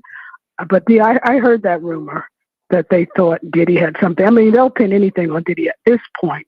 But what Diddy messed up is not settling before Cassie went public. Okay. He could have still been living his best life. Okay. So the arrogance, I don't have to do anything is what really got him in this, along with he pissed off somebody in high power. Okay. I appreciate your call, Dawn. Thank you so much. Thank you so much. Bye-bye. Okay. Hold on a second.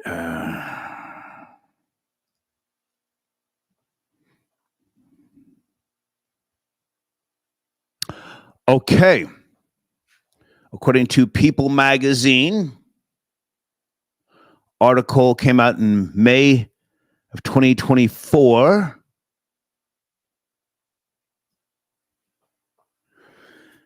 Diddy threw a chair at Kim Porter's boyfriend in the year 2000, left Shakir Stewart bloody in a hotel room in Italy, and threatened to kill him. Hold on a second.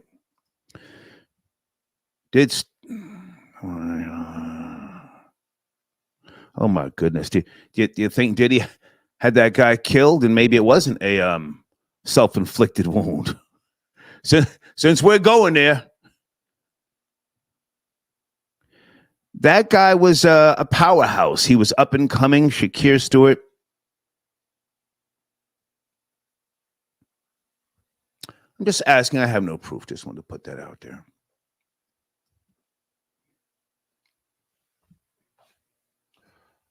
Alejandro, I got your donation. Thank you for tapping in.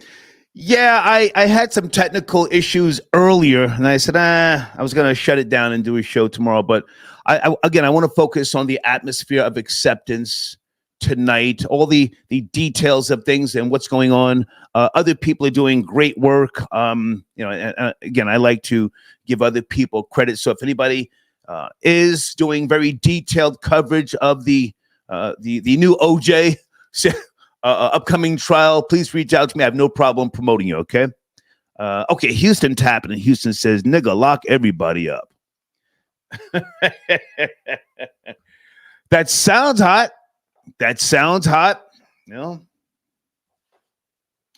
Area code 470, late night edition. We're talking about Diddy and possible scenarios and narratives. Good evening. Peace. Peace, Star. How are you today? I'm alive, sir. Niggas are dying. Here I am still alive. Yeah. It's real out here. Where do you want to start? Well, Well, I mean, from my perspective, I'm not going to be objective. Okay. I'm not going to be any of those wonderful words that you use. I'm coming from a perspective of a Biggie fan. I'm taking it there. You know, no one mentioned that. You know what I'm saying? We lost one of the greatest rappers of all time. It really hurt Brooklyn. And Biggie, Diddy he's always been around the foolishness. You know what I'm saying? There was rumors that, you know, he was involved with a shooting going on in Atlanta of your man's homie Suge Knight's best friend or something like that, which really caused a lot of this beef that then carried over. You know, sir, if I can jump in because you're lagging a little bit, respectfully. People have mentioned and spoke about the Biggie Diddy relationship. Yes, they have. We haven't mentioned it tonight, but if there's something you want to put on the table, I mean, get right to it. Is this karma? What are you saying, sir?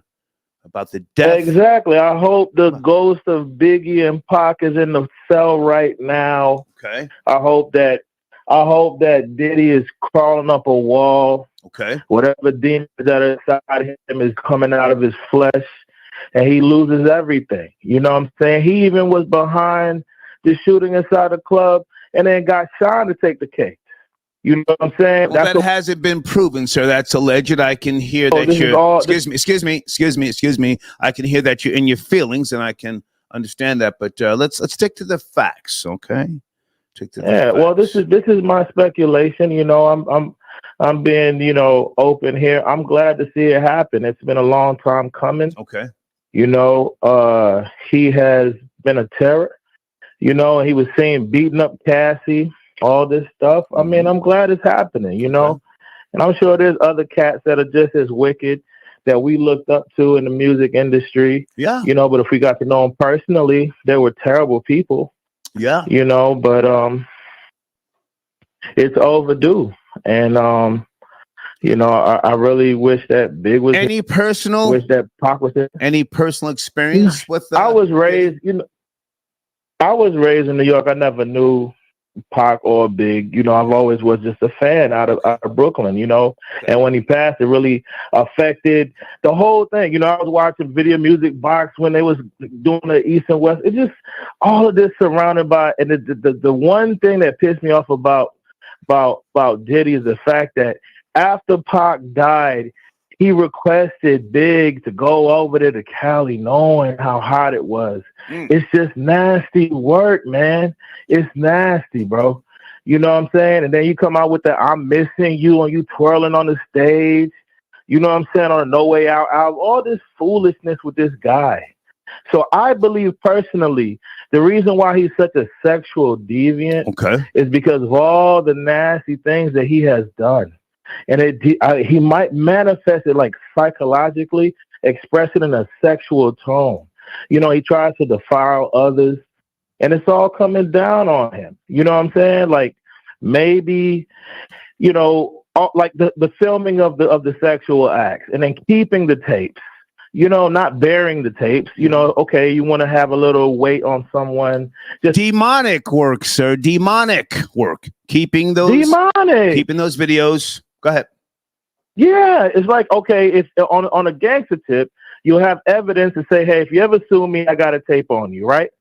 But the thing is that you possibly, you know, reviewing these tapes, you know, all of this work, all this wild stuff, you know, masturbating, all this stuff, living in this. You got Young Miami, you know, she's doing anything for the dollar. Anything, bro. Anything. And then I know she's about to flip on him. They got all kind of evidence on Young Miami. The feds, I'm a data analyst.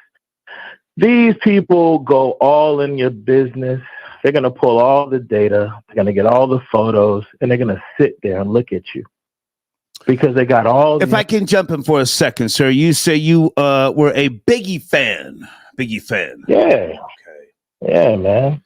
Tupac passed away in 1996. What was that? September 96. Yeah. Biggie Yeah, passed away in March of 97.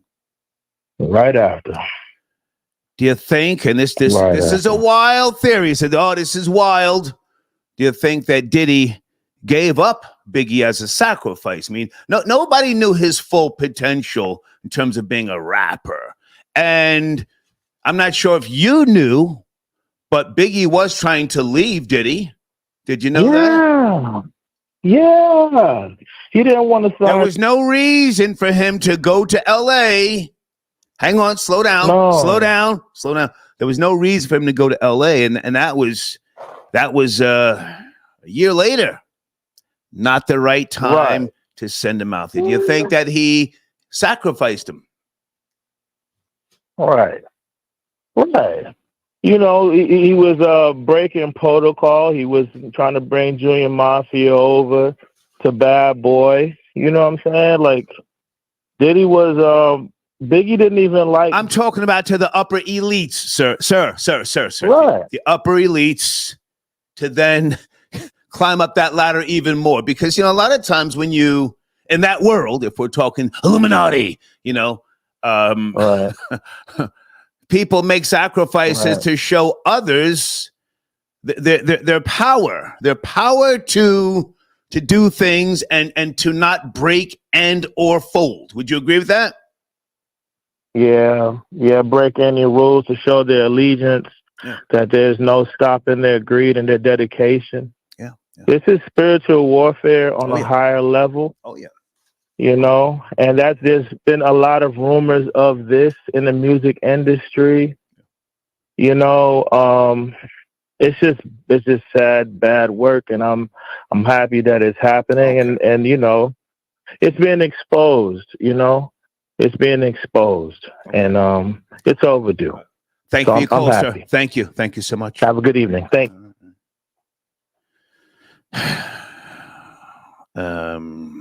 Andre got your donation. The people Diddy piss off are the creators of the Batman IP.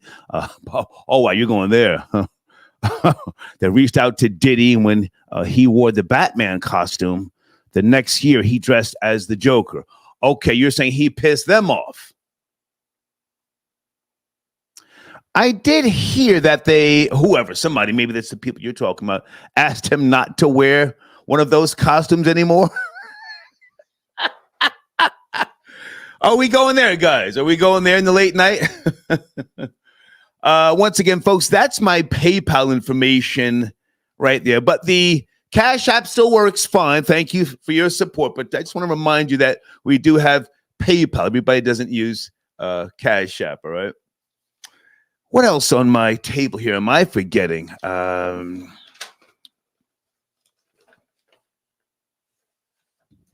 case you're just now joining me. Earlier in the broadcast, the feds say they found pink powder that tested positive for ecstasy in Diddy's hotel room and other drugs when they arrested him.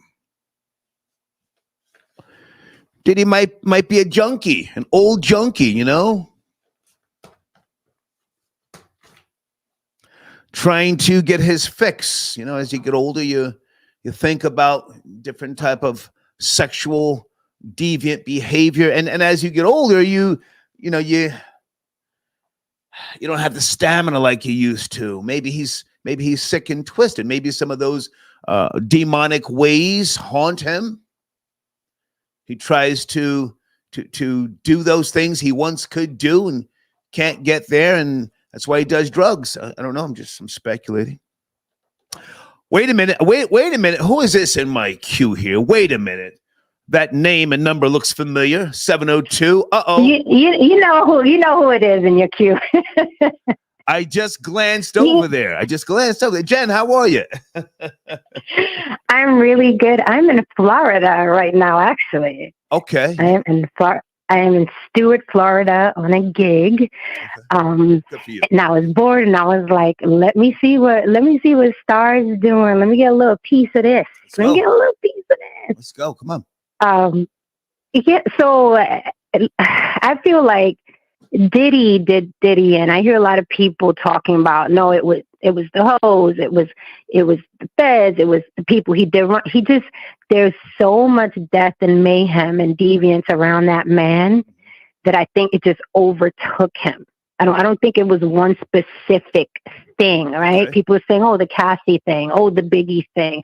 And I think it's an abundance of countless. I mean, people die around him. People are poisoned around him. Baby mamas, baby daddies, lawyers, plastic surgeons, rappers. There's a lot of evil around him. And when people say, oh, why didn't he get bail? Such and such got bail. You have to think about what state you're in. You have to think about he's a flight risk. This man was worth, if you believe a Google, he was worth $740 million according to Forbes, and now he's down to $400 million. But there's a man that could jump on a jet. He could jump on a helicopter. I wouldn't give him bail either. He can disappear into the night, never to be heard from again. So I think that's another reason why they denied him bail. I think he's a flight risk, but he did himself in. It's a long overdue. Ding dong, the witch is dead. And I think a lot of people are going to fall behind him. Kevin Liles, every time they step down, somebody steps up with some booty snatcher story. So that's interesting that he stepped down. I think somebody's going to step up with some news on him too. But it's time. And it's easy to blame like, oh, the women and the sex. But there's a lot of people, a lot of men that Diddy did wrong. There's a lot of men before we even get to Cassie, because Cassie's like, she's new. She's been around 10 years. Diddy's been doing this to people for decades, So it's like, yeah, she may have been the catalyst to the snowball, but no, he's been doing people wrong for the longest time. So it just cracks me up when people use the women. I'm like, Diddy's been doing this forever. The men to executives to rappers, whatever. But I just think it's long overdue. And honestly, this is gonna sound weird, but I think even he's glad it's over. So I would watch him in a cell. I don't think that he is built for prison at all. There's a difference between popping somebody in the head with a bottle in a meeting, right, and having to do time when all day long you're being pampered and catered to, and massages and manicures and pedicures and driver and chef and masseuse, and then to go from that to prison, even if it's federal prison. Right. I don't think I would watch him in a cell. I don't think he's built for. He's been pampered for way too long. If I can jump in, I appreciate everything you've been saying. Yeah. You may have a point there. Maybe he's glad it's crashed in a sense. I don't think it's necessarily over. I think he knows too much. I don't think he would kill himself. I think he's too much of a narcissist to kill himself, But I think that he might be relieved in a sense. If he was doing ecstasy in the hotel room the day before the feds were supposed to get him, according to them, they found ecstasy powder. He's a junkie. He's got a problem if he was doing that. Right. So it's plausible what you're saying, because a lot of times serial killers, they want to get caught, right? They want to get caught. Yep.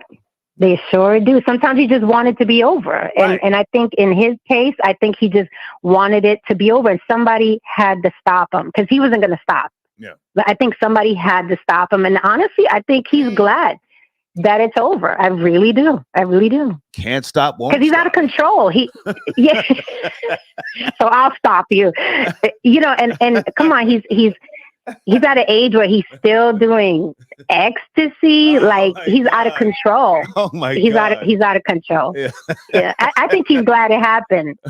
I heard not that long ago, he took the whole family, the baby mamas, the children, and everybody on some field trip, and they're all in a boat. You know what I mean? So he was probably like, this is the last hurrah. So everybody come on board. Yeah. What do you think about Kevin Liles? He is, of course, what do you think? Yeah. Stepping down. He stepped down, today. Three pages. Yeah. I saw that. As soon as I saw it, I said, here it comes. Yeah. As soon as I saw it, I said, here it comes. He's involved in some kind of way. Every time they step down, here it comes. So I don't know what's coming exactly, but, he didn't step down just for no reason. So, You know, that's another thing. There's so many people involved. I'm waiting for I'm binge watching this Diddy thing now. I'm waiting for the episodes to come out of who's on those videos. Right. There were cameras everywhere. You know, so what's going to happen? How many people? A lot of people are quiet right now. A lot of people are quiet. So who's on those videos? Let me just say this with regards to Kevin Lyles. I have no proof, but when he went down to, was it Fulton County? Where's the YSL trial at? When he took the stand, I said, "Whoa!" On behalf of Young Thug, and you know, I found that to be a little concerning that he would put himself out there, you know, on behalf of Young Thug. So that may have, you know, been in my opinion, a bad move that he now ultimately regrets doing. Maybe not. Maybe I'm just speculating. But yeah, I don't believe he just stepped down. Time to move on. No, I think he's. I don't think it was. Directly, I definitely don't think it was a time to move on. Directly linked to Diddy, and I think it's going to be hell to pay. But okay. So how long are you in Florida for, Jen? Just till Thursday. I've been out here a couple days. I'll be back home Thursday night. Okay. And if people wondering who I am and what I look like, follow Jen Garcia on Instagram. You got rid of the On the Block with Jen thing. Yeah, I did. Well, on YouTube, I'm Blockstar's podcast, but I haven't been on there a while. I'm mostly putting content on Follow Jen Garcia on Instagram. Okay. Great to hear from you. Anything else? Absolutely. No, that was it. I was just like, let me jump on here and see what Star's doing. Yeah. Have a great night, and we'll talk soon. Okay, está bien. Bye. Bye. On the Block with Jen, a.k.a. Jen Garcia. She's putting her name out there. Shanice, I got your donation. Thank you very much. Guys, do we keep talking? It's getting late, but I mean, I can take a quick break and we can continue the conversation if you guys want to chime in. I think it's healthy for us to talk about the atmosphere of acceptance. I think it's healthy. You know, kicking dirt on Diddy is one thing, and we're going to kick dirt on him. I'll be back kicking dirt on him this week. No ifs, ands, or buts. But, you know, we have to point out other people who willingly turned a blind eye to a lot of things. And as I said, most, if not all people in that industry do indeed turn a blind eye and partake. In particular, women. Vanity driven. You know, have to say that. Let me take one more call, then I might take my break here. 305. Okay, you're tapping in from Florida. Yes, good evening. Late night edition. 012 305. Hello? Dade County? What's up? Dade County? Yeah. How you doing, brother? You've reached the wrong show, sir. Wrong show. Thank you. See, you call me brother off the rip, you're out of here. You're out of here. Let's try 718. Good evening. This is the Objective Perspective. Are you there? Late night, 718. Hi, Star. Hey. I just wanted to say hi and thank you for promoting my channel. Is this Marie? Maria. Maria, how are you? I'm good. How are you? Good. Tell us about your channel. I see you do content. Is it a passion? Yes, it is. It's a passion. I'm kind of shy right now, so don't mind me. Okay. Well, I appreciate you calling in. Thank you for your support. Anything you want to say about your channel? I'm going to pull up your channel. Give me a second. I'm not rushing you off. Anything you want to mention? Maria Daily TV. You posted a video 5 hours ago. Diddy's victims react to his arrest and indictment. No bail for Diddy. Yeah. I'm just so happy that he's locked up because I've been praying for this day. Wow. And I'm just like, finally, you know? Because this guy is a monster. He's a monster. Okay. And I'm just so happy. Like, finally, this guy is lost. Well, yeah, finally, he's gonna get justice. The victim's gonna get justice, and everyone else he hurt, men, women, boys, girls. I'm just happy. I'm just happy. Wow. Can I ask how old are He's you? been reckless for years. I'm in my 30s. Okay. You know, he's from a different generation. He's from my generation, and you know, he's toxic in a sense. You know, that society has changed, and he's fallen. If you ask me, you know, the alleged drug allegations. Too old to be doing ecstasy, pink cocaine. It's crazy. Crazy. And it's crazy because he has kids. Yeah. You know, and the way he treats people, he treats women, and his mother. I've heard that he smacked his mother a few times. He mistreated his mother. So I don't know that to be true. Let's take it easy. I've never seen that. Well, Gene Dill said it. Gene Dill, he's not a liar, okay. So. Well, then say according to Gene Deal, but I don't want to promote that. You follow me? Okay, according to Gene Deal, yes, he's a effed up individual. Okay. And he don't care who it is. He's untouchable, so he thinks. Okay. Now, to be fair, was Mama Jones giving him a two-piece? Maybe they were brawling. Maybe it wasn't just him putting hands on her. Maybe she chin-checked him first. Well, that's his mother. She can. You know, that's his mother. She birthed him, you know, so. Yeah. If he's out of control. Maybe Mama Jones bitch slapped him in front of people. He said, don't do that in public anymore. Pow! Maybe that's how that went down. Oh, my gosh. I don't know, but. Okay. He's out of control. Okay. I appreciate the call, and stay in touch because you look like you're doing some good content there. Stay in touch, all right? Thank you. Okay. Take care. Bye now. Okay. Okay. Have a good night. You too. Troll babies, can anybody confirm what she just said? Otherwise, I have to edit that part out. Did Big Gene say that? Big Gene Deal about Mama Combs and Diddy? Let me see. Timestamp. Get a lawsuit from Mama Combs. Aren't you the fuck nigga who was in Justin's one time? I had to come tell you, lower your tone. Is that you? Damien, I got your donation. Okay, I got it now. Stat. Who is Stat, sir?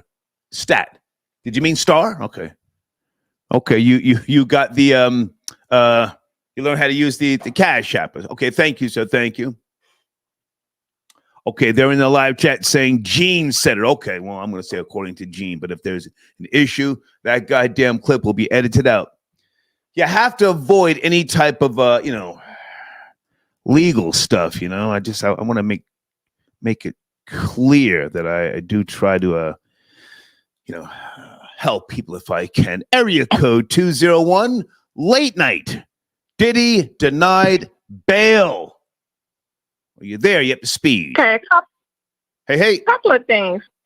Hi. To add on to the caller before. Hey, babe. One thing, they said Diddy can't handle jail. Do you think they'll do a Sandusky to him?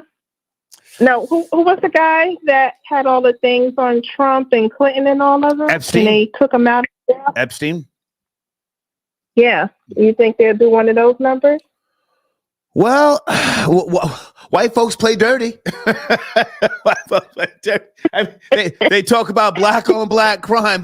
There's no crime that even comes close to white on white crime. You know that, right? Of course. Yeah. You know, my grandmother used to always say she's surprised any of them are still alive. World War I, World War II. Yeah. All they did is start wars worldwide. Yeah. So I think what we have at this point in time is just the, I don't claim to have the inside information, but we have, a lot of fluff, as they say sometimes. We have a lot of fluff. this nonsense about the baby oil and then some type of old ass AK AR-15, pardon me, AR-15. That's goofy shit. But if he tries to, well, let me say this. To your question, I think he's smart enough to have backup files on the video footage. You there? You there? Good point. Good point. All of the Star and Buckwild radio shows, audio and video, which I own, and that's the reason why I can give people copyright strikes. I own that stuff. I've got it backed up just in case something happens to me. Or if it goes up in a fire, with me, then I have copies elsewhere. I think he's smart enough to have backup files. So you ask a very good question. Would they, whoever the powers that be, put his lights out? I think there's a good chance if he has some things recorded that he should not have. Go ahead. Because there were a lot of powerful people partying with him when the times were good. All of a sudden, everyone's quiet now. Mm-hmm. And these are the upper echelon individuals. Yes. What area? Well, you're calling from what? New Jersey? New Jersey? Yes, northern New Jersey. Okay. What do you think about this scenario? Since we're exploring different, theories and narratives, what do you think about Diddy having recorded somebody, let's say 20 years ago, at a freak session? Somebody, just doing the most. They get older. They then have children, and they say, let me give him a call and see if he can give me that tape. And then Diddy, being the narcissist that he is, he starts laughing. He says, give you the tape. Fuck is he talking about? Give you the tape. Matter of fact, I want you to give me $50,000 every year for having the audacity to ask me about the tape that I have of you getting plowed on your ass. What do you think about that? I don't know about that, but what I would say is he done pissed the higher, the powers that be off. I do believe that. Yes, but I just gave you a scenario about how he could piss somebody off. People get older. They want to erase things that they've done. I mean, that's what I would do. If I were a type of guy like Diddy and I recorded you, a female getting double penetrated, and all sorts of crazy shit. Okay, so you're older now. You want to run for some type of public office, in your county or some dumb shit. Here you come calling me, trying to make sure the video was destroyed. No, it's not destroyed, bitch. Matter of fact, give me $500,000. So you think he's doing extortion? Yes. He's smart. Yeah, he's smart. Yeah, I think he's smart. Yeah. Because there's no way he got away with this for so long. Yeah. But, if it's true, he's going down. Any personal connection or experience to Diddy? I used to be behind the scenes in the industry, but not particularly with him. Aha. Okay. What was that female's name that worked over there at Bad Boy? Tracy. I'm talking about. Was it Waples? She's still around? I don't know her. I never had any Bad Boy connection. Is Tracy Waples still around? Woo! I never had a problem with her, but she was a mover and a shaker. I hope they don't drag her. I hope they don't drag her in. The old bad boy executive. Oh. Well, a lot of people. Nigga Star snitching. I'm sorry, you were saying? Go ahead. A lot of people from the label, they're gone, so you never know. Oh, they're not gone. No, they're around. They're not gone. They've grown up. They've moved on, but they're not gone. They're gone. Well, quite a bit of the rappers, a couple of the rappers are not here, like the Craig Matt. Man, well, Biggie. I'm talking about people behind the scenes. Black but hey, any thoughts on Kevin Lyles stepping down? You say you were around the industry, somewhat, sort of, kind of? Yeah, something fishy with that, too. How so? He was on trial defending Young Thug. Like, what's going on there? Yeah. Okay, well. Something ain't right.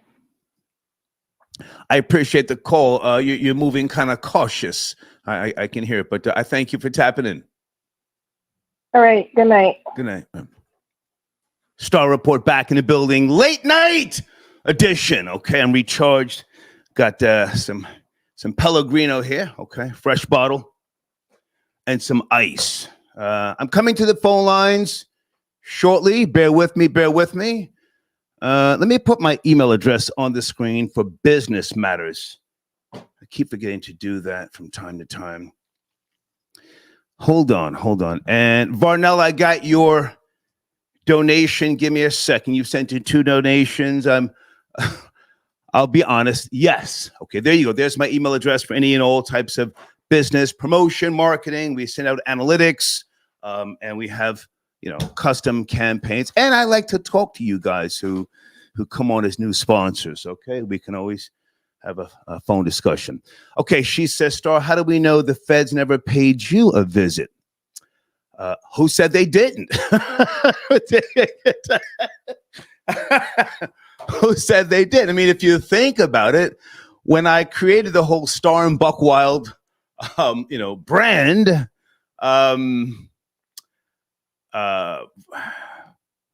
when I was writing the columns, reality check columns under the name Buckwild, because I am Star and Buckwild for those who know. Did you notice the address was always at the bottom of the column, 824 St. John's? I lived there on the 2nd floor. That wasn't just the office.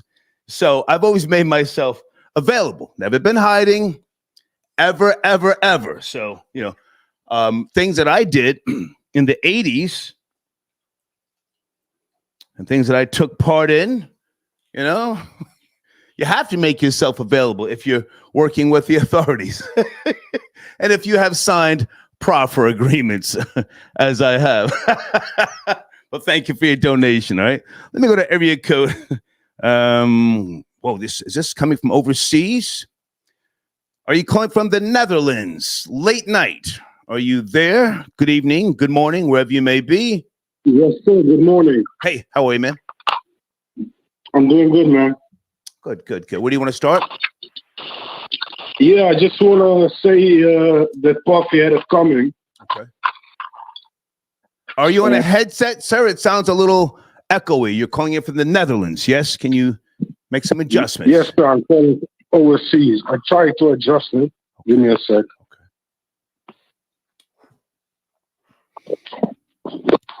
Give him a second, guys. Yes. There you go. Sounds better? Yes, sir. How are you? Where do you want to start? Yeah, I just want to say you had it coming.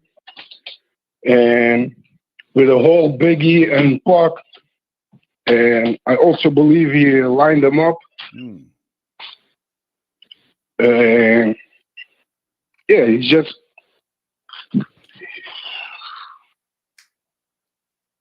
Are you there? His call dropped out. I didn't hang up on him. His call dropped out. Okay, he said he had it coming. To be fair, do you think that Diddy was really living that life, about that life, the life that people fantasize about, the life that people want to be a part of? And yes, time has caught up to him. Yes, niggas have died around him. Yes, females have allow themselves to be degraded? Are we watching the fall of a real gangster? Because in my opinion, there's very little, if any, real niggas in the industry. Very few, if any, a small percentage, who actually are about that. Most of them are just storytellers, rappers, and singers, and that's a good thing. But I just wanted to point that out. Also put that on the table. Let me go to area code 917. Good evening. Late night. We're talking about Diddy being denied bail and putting a couple of narratives on the floor. Are you there? 917? Yes, no? I'm here. Good evening. Yes. Yes. Yes, I'm here. Okay. How are you, man? Where do you want to start, sir? Let me take this headset off. Okay. So that way, thank you for being patient. Thank you. Thank you. The diddler. Yeah, I'm here. The diddler. No bail. Yes. No bail. My thing is this with the bail. I think he deserves a bail. Okay.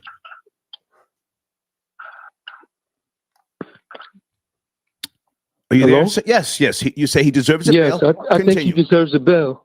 That's really it. Like, I think, a lot of times we get caught up on, calling someone guilty and, thinking we know the people, but you really don't know the people.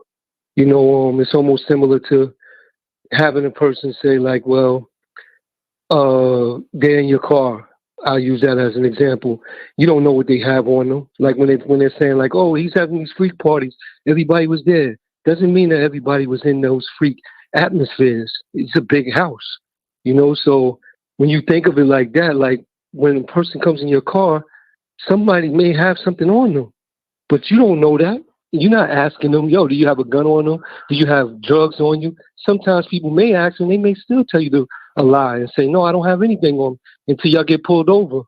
So it's one of those things to me, like, I won't say like people like Obama, like I see in the chat, Obama was at these parties. Like, come on, man. Like, you think they were in the freak party? Like, we don't know.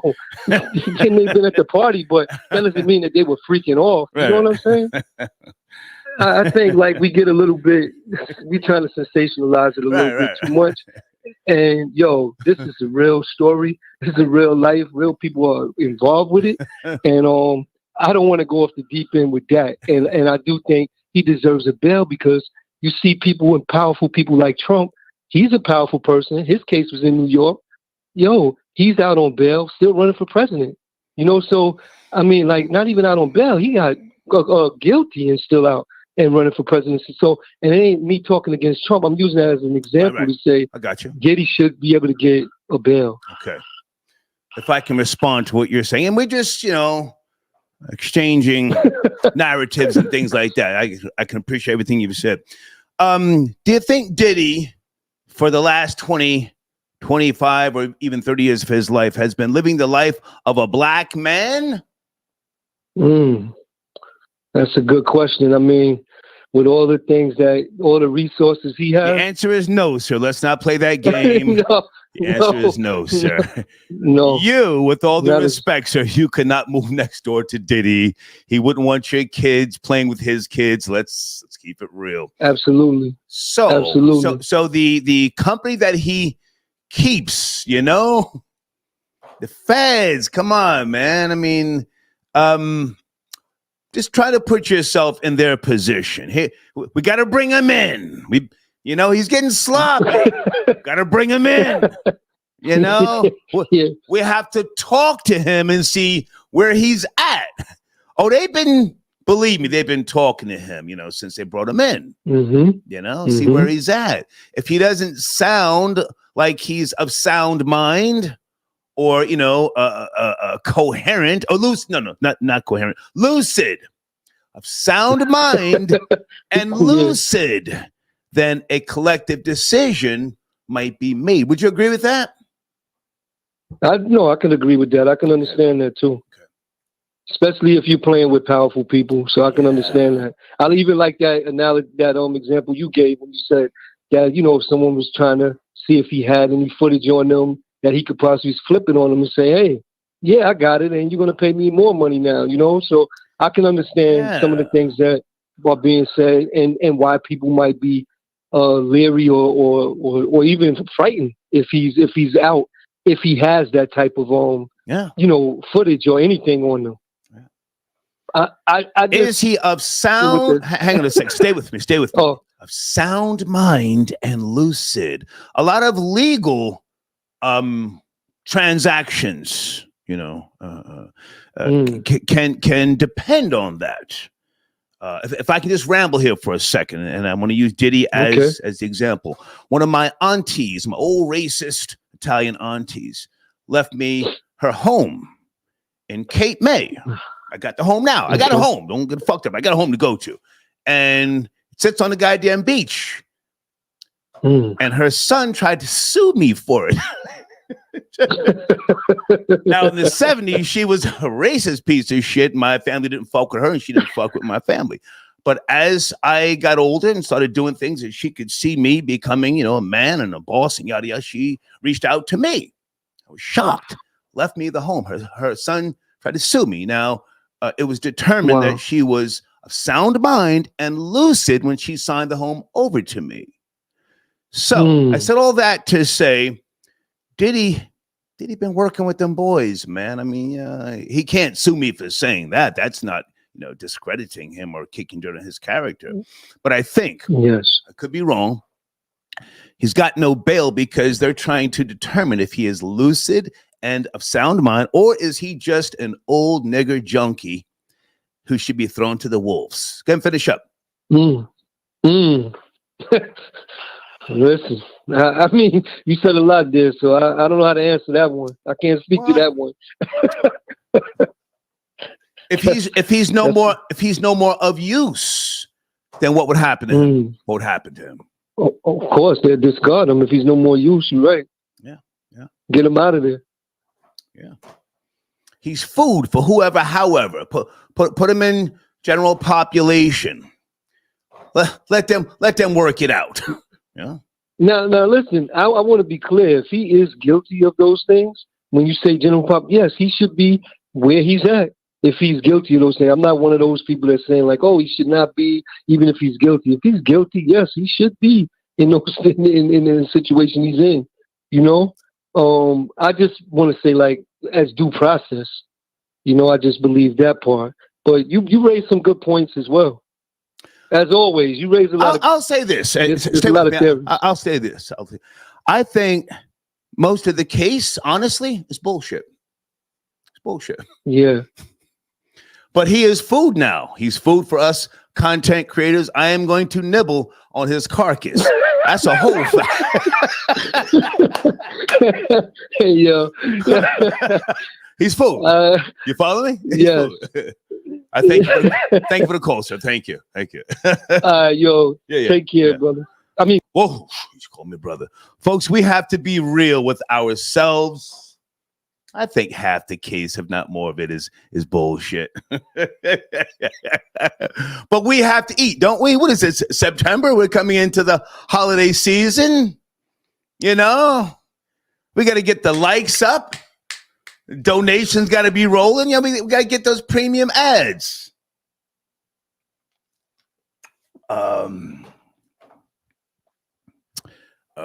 Lance. Okay, Lance. Story your cousin sued you. Yes. Old crackhead heroin shooting Italian piece of trash cousin. It's not alleged. It was part of the lawsuit. I was able to prove, you know, why his case was bullshit and should be thrown out. His mother was of sound mind and lucid. I got a video on my IG page when I'm walking on the goddamn beach in Cape May. And I panned the camera around in one of those houses there. I showed you the house. Yeah, he sued me. Junkie. Let's go to 347. Are you there? Good evening. Hello? Good evening. Yeah. Yes, sir. Yeah. Well, I was brought up on Diddy when I was young. I love Diddy. Sir, can you adjust the string on your can? I've got an audience here. We want to hear what you're saying. No, I don't got no can. Okay. What's cracking, man? What's cracking? You were raised on Diddy. Okay, the string was disconnected. I didn't cut him off. So I didn't cut you off. What happened? Let me bring in a couple of people. Say, come on, folks, pick it up. 347-862. Who's on the line? Good evening. Good evening. Good evening. Please don't kill the vibe. Are you ready? Are you ready? Peace to my universal family. Peace. What's the deal? Daniel Chiba reporting live from South Orange. Okay. What area code, sir? What area code you calling from? 862. Okay. 862. Let me put this other person on hold. Late night, sir. The diddler. They got him. No bond. What do you think? What do you think? This is very Epstein-esque. This is Rupert Murdoch-esque. I agree. I want to see if the children are going to be fighting for his empire or whatever's left of it after this guy goes down, because this is definitely going to be something coming out of left field. If I were Diddy, I'd be thinking about people like Lorianne Gibson. She was the dance coordinator on. I like her. I remember her. That. Yeah, I remember. Very nice person. I interviewed her. Yeah. Very nice person. But he was very nasty to her. Was he? Oh man. Sheesh. On during the show, I remember them getting into it a lot. They were getting into it a lot on that show. So I'm sure she was around and she saw a lot of things, but I would be worried about people like that. I'd be worried about Craig Mack's family. Who knows what he told anybody who in his estate about what his affairs that were going on. I'd be worried about Dylon. My nigga Dylon. I'd be worried about a lot of people just coming out of left field with gripes with him, because Diddy, he stepped over a lot of bodies to get to the top. And, they say it's lonely at the top. The same people you see going up, going to be the same people you see coming down. So I would definitely be very worried about whose feathers he ruffles. Well, hang on a second, sir. Now, I'm not the sharpest knife in the drawer, but I'm a great listener. You said this has Epstein vibes, yes? Indeed. There's a lot of extortion. So never mind all the black people you just mentioned from Bad Boy and whatever that other stuff was. Let's talk about the heavyweights that he may have crossed and how he may have crossed them, and can he be reeled back in? If this has, as you just said, Epstein vibes, you see, it's not just about buying your way out of something. If he made promises and the promises were broken, or if he could not make good on certain promises, then he could be deemed as a problem. The game or the music industry, have you ever been a part of it? No, I haven't actually. Are you sure? Are you sure, sir? I mean, I know people who are around it, but me personally partaking, no, I never partook. Personally, no. Let me say this, and I'm going to let you finish up. Hang on. There's a lot of people who have short-lived success, right? And the audience thinks they fell off. Right. When in reality, they make a moral decision, or they realize, I don't want to be amongst these types of people. It's that simple sometimes. You get a hit or even a half a hit. You get out there, you do some promo shows, you go on a tour and you say, I don't want to do this shit the rest of my life. Or you say, I'm never going to find a righteous woman in this sea of vanity-driven whores. Or a female says, I'm never going to find a real guy. There are no real, stand-up guys. Everybody's a cutthroat, a backstabber, What do you think about that? Some people who get in, get out, and then Diddy, as you just pointed out, he's in a situation. What do you think of that? I agree. But I also would say that it might be to those people's benefit, because imagine if they did get on fully, maybe they would be wrapped up in this kind of nonsense too. So maybe that's some kind of divine intervention to say, you know what? Okay. Yeah, you got your one hit, you got your little 15 minutes of fame, and now it's time for you to get out, because the road that you're going down, you're going to be around the likes of the Diddler. You know what I mean? And as far as the powerful people, aside from the black people, let's go back to 2004, I believe it was, when he had his first vote or die campaign. Oh my first goodness. vote or die campaign. Yeah. And I think he was going for who was that? I think it was John Kerry. I think it was Kerry and John Bush. Kerry, yeah. So I think to myself, like, he did all that kind of stuff, all those kind of these political runs for these people, thinking what was supposed to happen. Now he's going to have some kind of protection in the event of something like this happening. It's like, where are any of those people? There's not going to be Kamala Harris pardoning him or Joe Biden pardoning him. I think he did a lot of all that stuff in vain and to get in people's good graces, when in all reality, he was just another monkey for the show.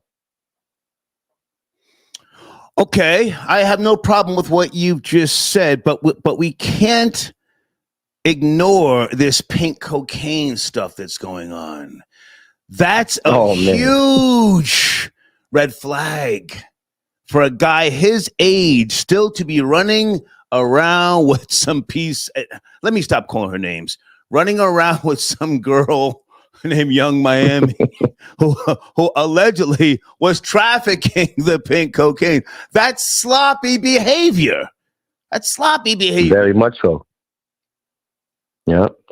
But I think a lot of all that too is just, his inner demons coming out, because he sees the magnitude of what's going on, and he needs an escape. You know what I mean? I don't know if that's his personal vice over the years, but I know right now, I'm sure he needs some kind of escape, because the magnitude and the weight that's falling down on him, his whole house of cards is falling over right in front of everybody's eyes. This is over a 30-year legacy. How would Andre Harrell feel about seeing this guy, being toppled? This is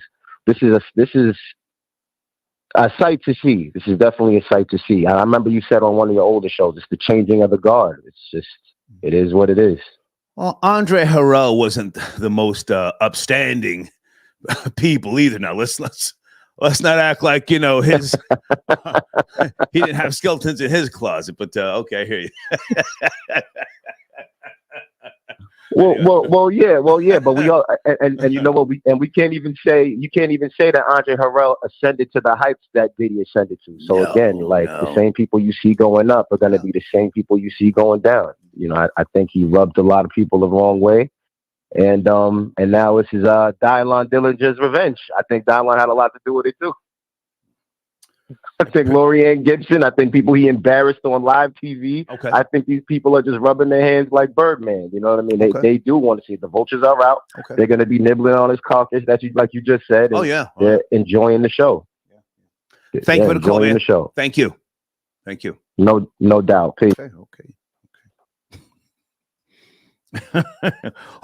Is Diddy on film clapping somebody's cheeks?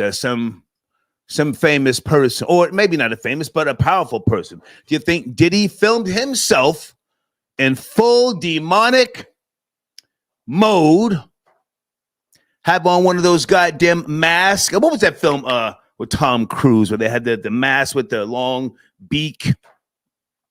Diddy had on one of those animal headgears, and he's plowing somebody in the ass.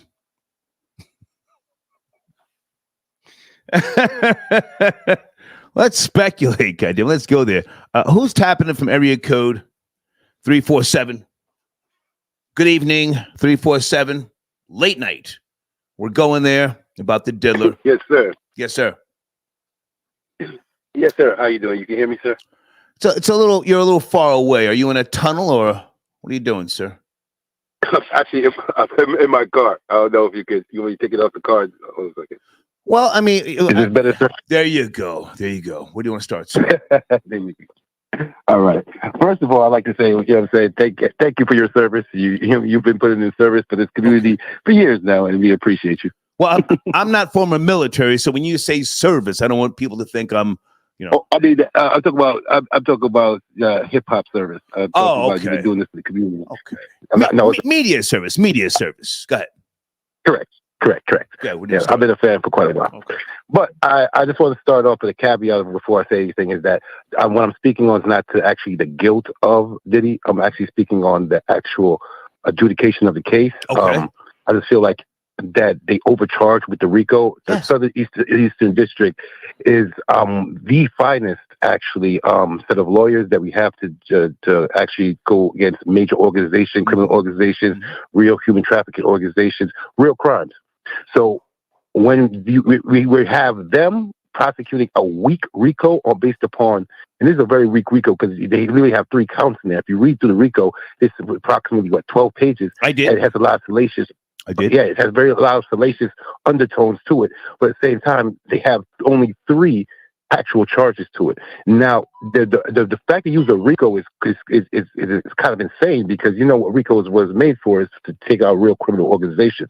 This is more about Diddy's sexual proclivities coming to bear. You know what I'm saying? What happened in those cases, whether he's right or wrong, I'm not here to adjudicate that, but I'm just saying that for them to prosecute on this extent, on this level, and come with this, when you go and raid somebody's house and you do all this simultaneous raids, and you spend almost $1 million or plus in trying to just get information, I thought you would have at least a 49 count, 50 count indictment. But when you only have a 3 count indictment and it's based upon Cassie's lawsuit, and you're gonna have to go to court, and you don't really in the indictment it doesn't really list victims. It's just saying that he has an ongoing criminal organization of sexual pleasure for himself. They don't even have a real name for the organization. They just have to name it the Combs Organization. So the government is very good at what they do. So I'm very sure that they not only have other things up their sleeve that they're going to pull out, they're still looking for evidence on other things right now. What he really needs to worry about is the actual guns. Can I jump in? And Can I jump in? You've put some very, very good points on the table. Thus, the reason why I said, again, I'm not the sharpest knife in the drawer. They may have just brought him in. He's a very valuable commodity. If he is still lucid and of sound mind, right? They may make a determination, put him back out there, but we have to make sure. He may have videotapes that he didn't tell them about, or, things that they're concerned about. So the RICO, I can understand the RICO charge because there may be other people and they're shaking that tree to see who falls out. Kevin Lyles is trying to haul ass. So, the case, as you pointed out, doesn't look that strong to me, but they may want to, see where he is, see if he can snap out of it. Are you done with the pink cocaine and the little trash from Florida? Can you get back out there and do what we need you to do? Take it from there. I see that perspective. I do. See, now, and the thing is, I don't think that this man was doing anything else on his level that other billionaires are doing. Right. It's just the mere fact that of how he operates and does what he does, that he's left this disdain in people's mouth, that so it actually comes back, because you can only step on so many people for so long before somebody tries to step back on you. And quite frankly, he knows a lot of information about the whole entire industry. So he's more dangerous to the people at large in the industry than anybody else. Because you have to think there's a Harvey Pierre's, there's a Stevie J's, there's a Doe Fats, there's a lot of people with different things going on and different cases and different issues going on that could easily be turned against them if they put in the wrong situation legally inside of RICO, because the RICO enhances the time. So now he's not going to get life for this. We know that. So he probably at most likely will get 15 years or plead out to something because he just wants to get rid of it. But at the end of the day, if the government really wants to put you away, they're going to find the evidence. And right now, they're trying to bolster their case. Usually when the feds come for you, they don't have no time to do all that. They already took care of that before they came to get you. So when they get you, it's done. So for them to be doing this now shows there's more of a hunt in the situation. They have to actually go get the evidence. Let me jump in right there. That's key what you just said. It's more of a hunt. I couldn't agree with you more. But just let me say this, and I'll let you finish this up. You're making some good points. With regards to the charges and the RICO, you know, there's things there that he is being accused of, and a lot of these, a lot of the black. Let's really talk. The black riffraff. A lot of those people and their testimony won't stand up because they've got skeletons in their closets. A lot of these guys who may be salty, who may think that they're going to come testify against him, once you dig into what they've done, they would not be a what? A credible witness. Correct. I think because every crime. Say again. I'm sorry, sir. No, I'm sorry, sir. I didn't mean to interrupt you. I could see a decade. I couldn't see 15 or 20 years unless he just cannot be worked with anymore. But I think this time now for him, you know, being away from whatever narcotic he was doing, this is key right now. You know, try and get him in shape. See if he can still function, or he might be gone. He may have early stages of Parkinson. You know, you can't go into your 50s still doing those types of drugs. It affects you, right? Correct. So very much so. So let me just say this, and I'll let you finish up. So the as you pointed out, the case itself, RICO, we've got Kevin Lyles now, and I'm going to say he's running. Kevin Lyles running. Other people are now trying to get away who have assets and things like that. But I don't think the case is that strong. But I think that they've got him, and they're going to make an example out of him. Go ahead and finish up. And I believe, in my mind, I believe that Diddy has pissed off the wrong people in higher echelons of society, and his whole empire started crumbling from there. And it's just one of those things that this is going to be one of the most salacious trials out there, because we're going to find out what actually happened with Cassie and him in a 10-year relationship. And it's hard to say that he coerced you when you were in a 10-year relationship and you had ample opportunities to cheat on him, do whatever you're doing. If he's blowing up Kid Cudi's car and you were cheating on him, then obviously you could have got away with him, got away from him. So if you were coming back, there's a lot of ambiguity in her actually being a victim. If you're bringing sex workers and they're paid sex workers, then is that really, yes, it's a crime, but is that really sex trafficking if they're sex workers and they're getting paid? It really comes back down to who really gave permission, who didn't give permission. And everybody was coming through these Diddy parties, right? Yes, yeah. Over and over and over and over again. This wasn't like this is just one particular incident. They're trying to make the scope and spectrum over 20 years. And a lot of people party with Diddy, okay? A lot of people have done a lot of things. And as far as the biggest problems he got is the gun. He has to worry about the gun. He has to, because of the serial numbers. That's the least. That's the least of his problems. The gun. Yes, because everything else is ambiguity. Sir, I've been caught with multiple guns when I didn't even have a permit. That's the easiest thing to get away from, especially if the gun didn't kill anybody. Just a fucking gun. Yes, and he wasn't your mechanical possession. Right. Yes. Right. So there's ambiguity all around. So he has good lawyers, and he has different aspects of his case because of the weakness of how they presented their case, and the fact that all these people really had a motive to be around him as well. So it's not like R. Kelly was different. The only motive that he had around these totally, it's a totally different case. Let's not even compare the two. Let's not do that. Exactly. I hate when they, and it's even the Epstein reference is crazy, because it's once again we're talking about a criminal enterprise, international criminal enterprise, compared to Diddy partying too hard with Young Miami. Okay. I appreciate the call, man. Thank you. Thank you.